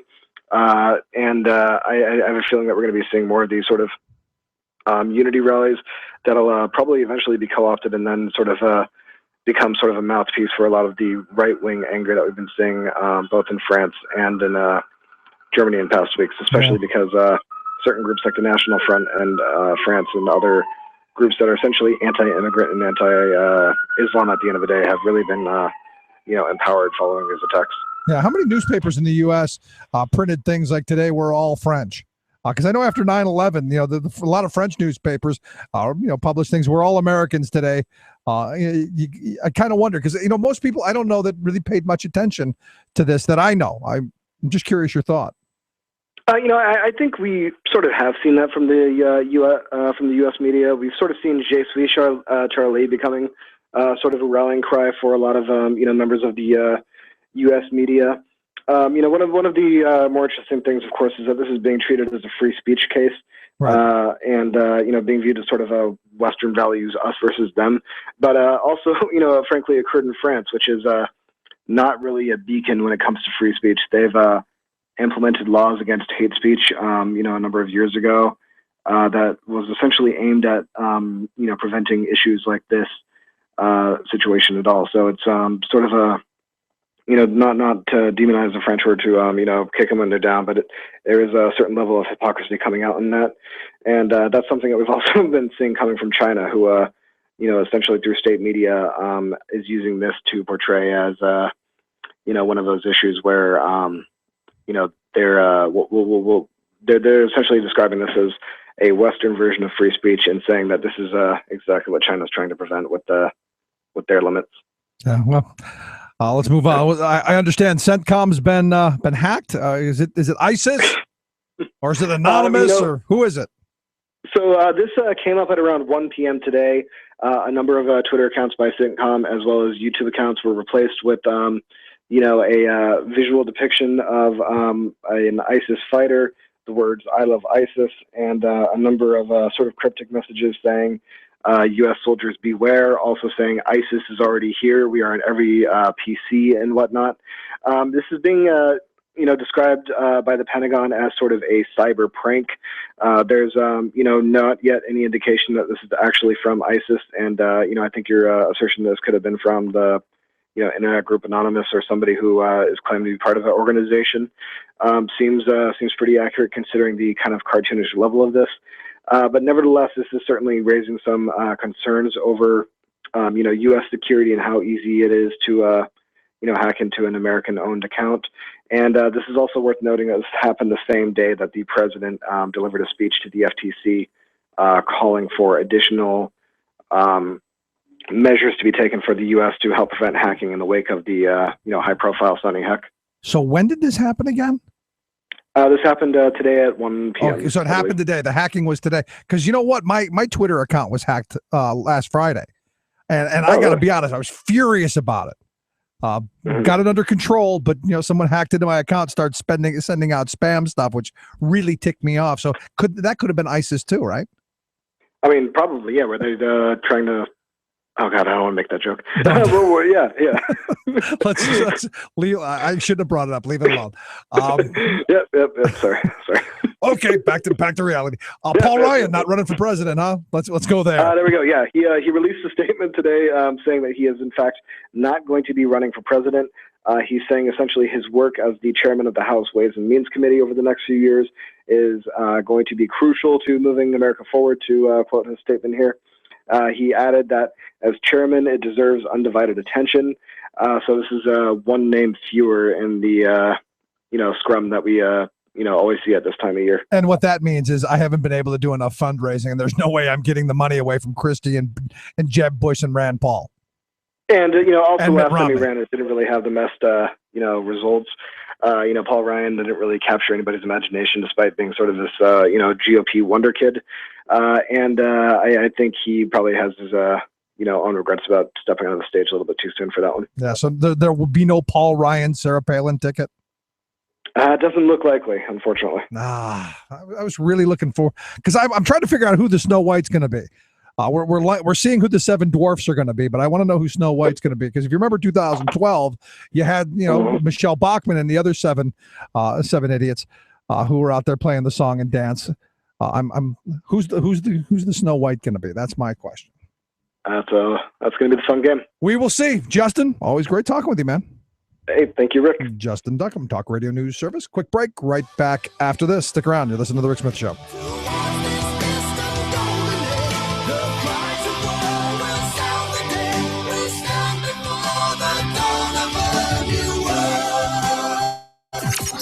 Radio of, for, and by we the working people. The Rick Smith Show. From United Nations headquarters in New York, this is your World in Two. I'm your host, Talk Radio News Service.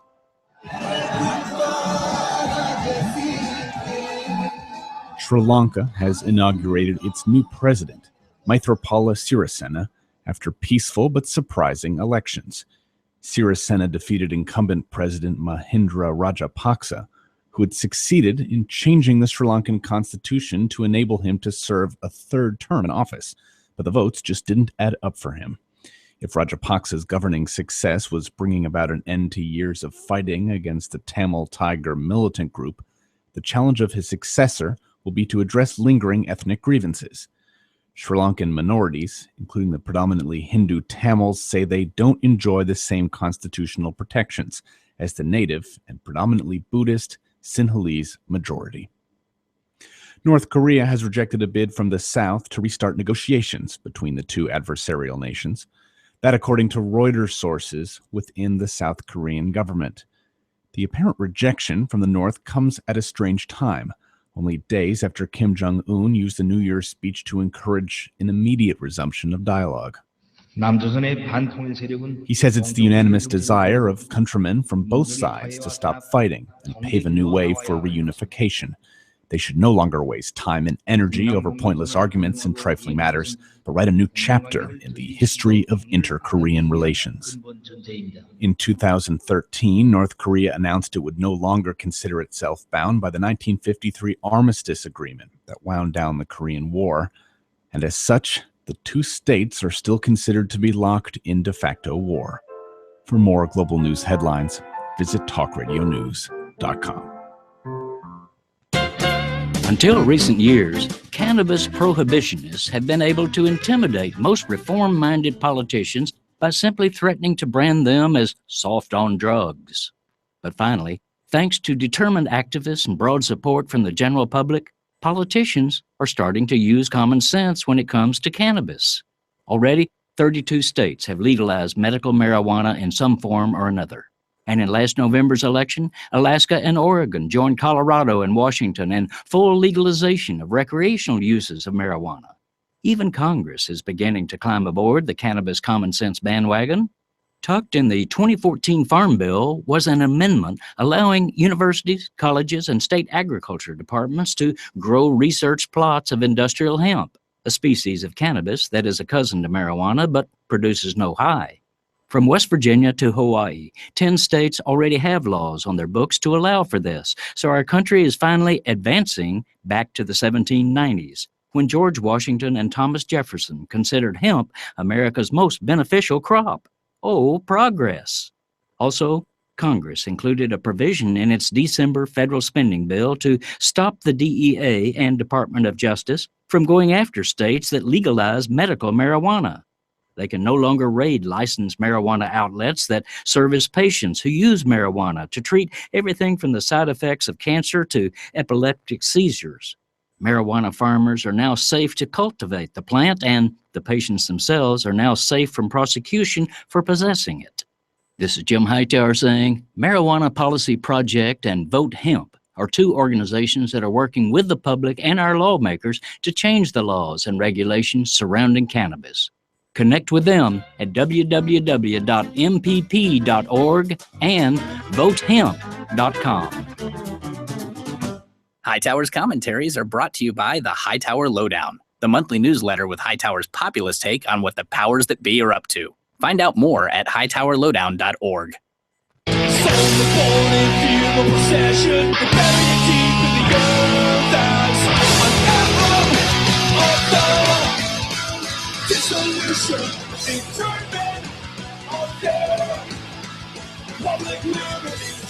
Welcome back to the Rick Smith Show.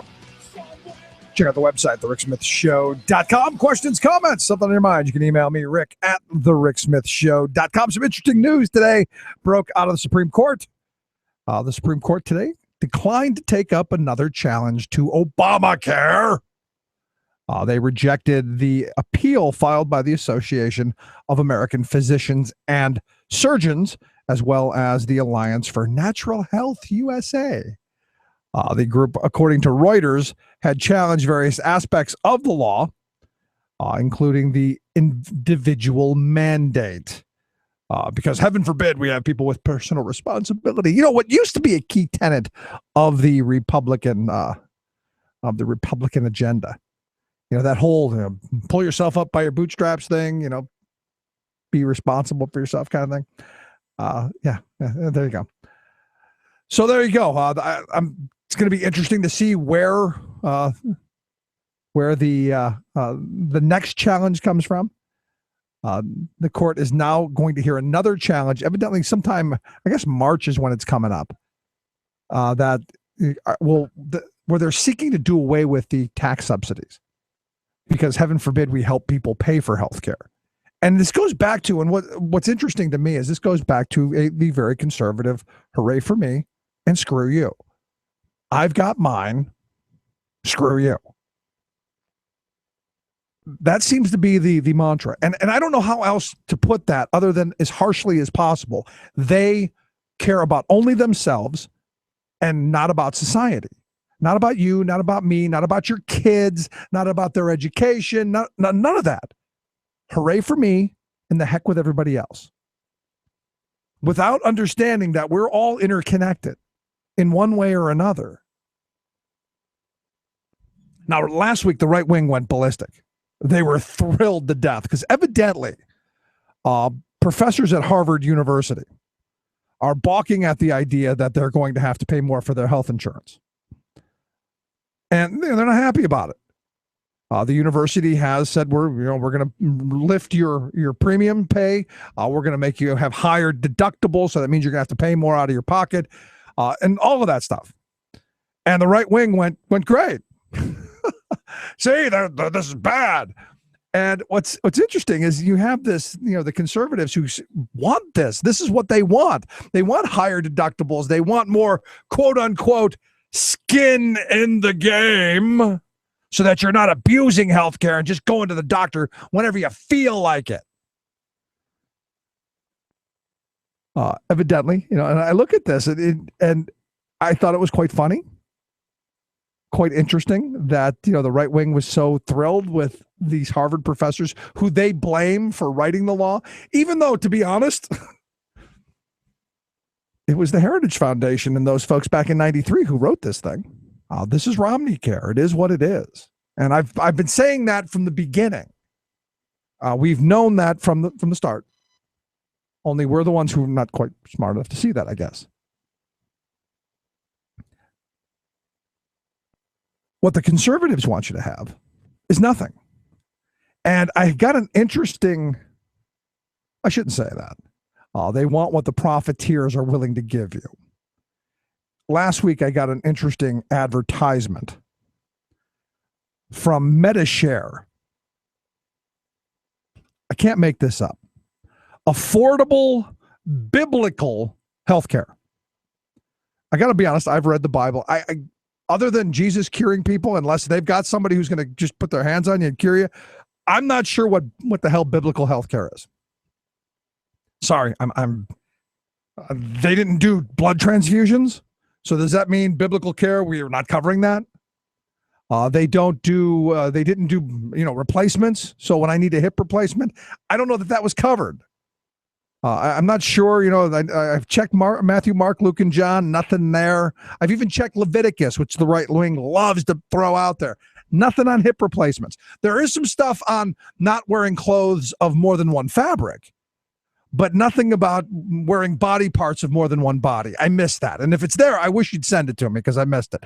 But anyway, MetaShare is saying that, not a dollar of your money will go to, those birth control pills. And it made me think, because I'm not sure, maybe they didn't have birth control back in biblical times. I know they didn't have the pill.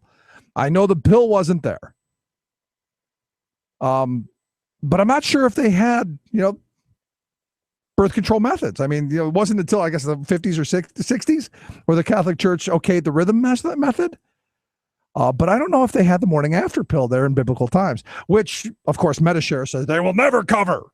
So you women, you're on your own.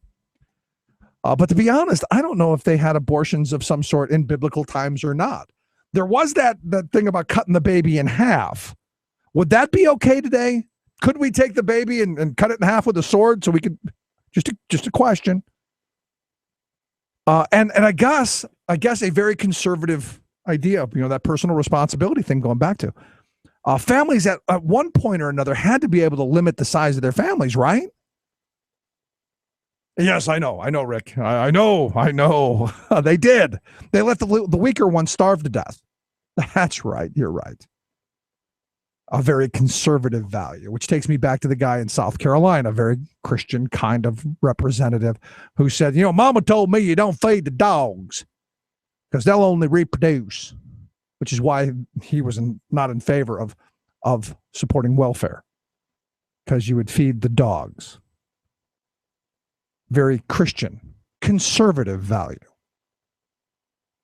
So I'm going to give a free plug for all the crazy people who want biblical healthcare. And again, I would love your thoughts on what biblical healthcare looks like. You can email me, rick@thericksmithshow.com. I don't know. They claim, and this is one of those claims that I love, they claim that by getting this, they're exempt from Obamacare, and you don't have to have that individual mandate. So you can buy their cheap plan, not have any coverage, and not have to, and be able to opt out of the system. Very conservative. Thanks for listening. If you missed any portion of the program, thericksmithshow.com. We'll see you back here tomorrow. Email rick@thericksmithshow.com or interact with us anytime at thericksmithshow.com. Until next time, this has been The Rick Smith Show, where working people come to talk. Its color like time flood beneath the lunar sway. Imperial, mysterious, in amorous array. Democracy is coming to the USA.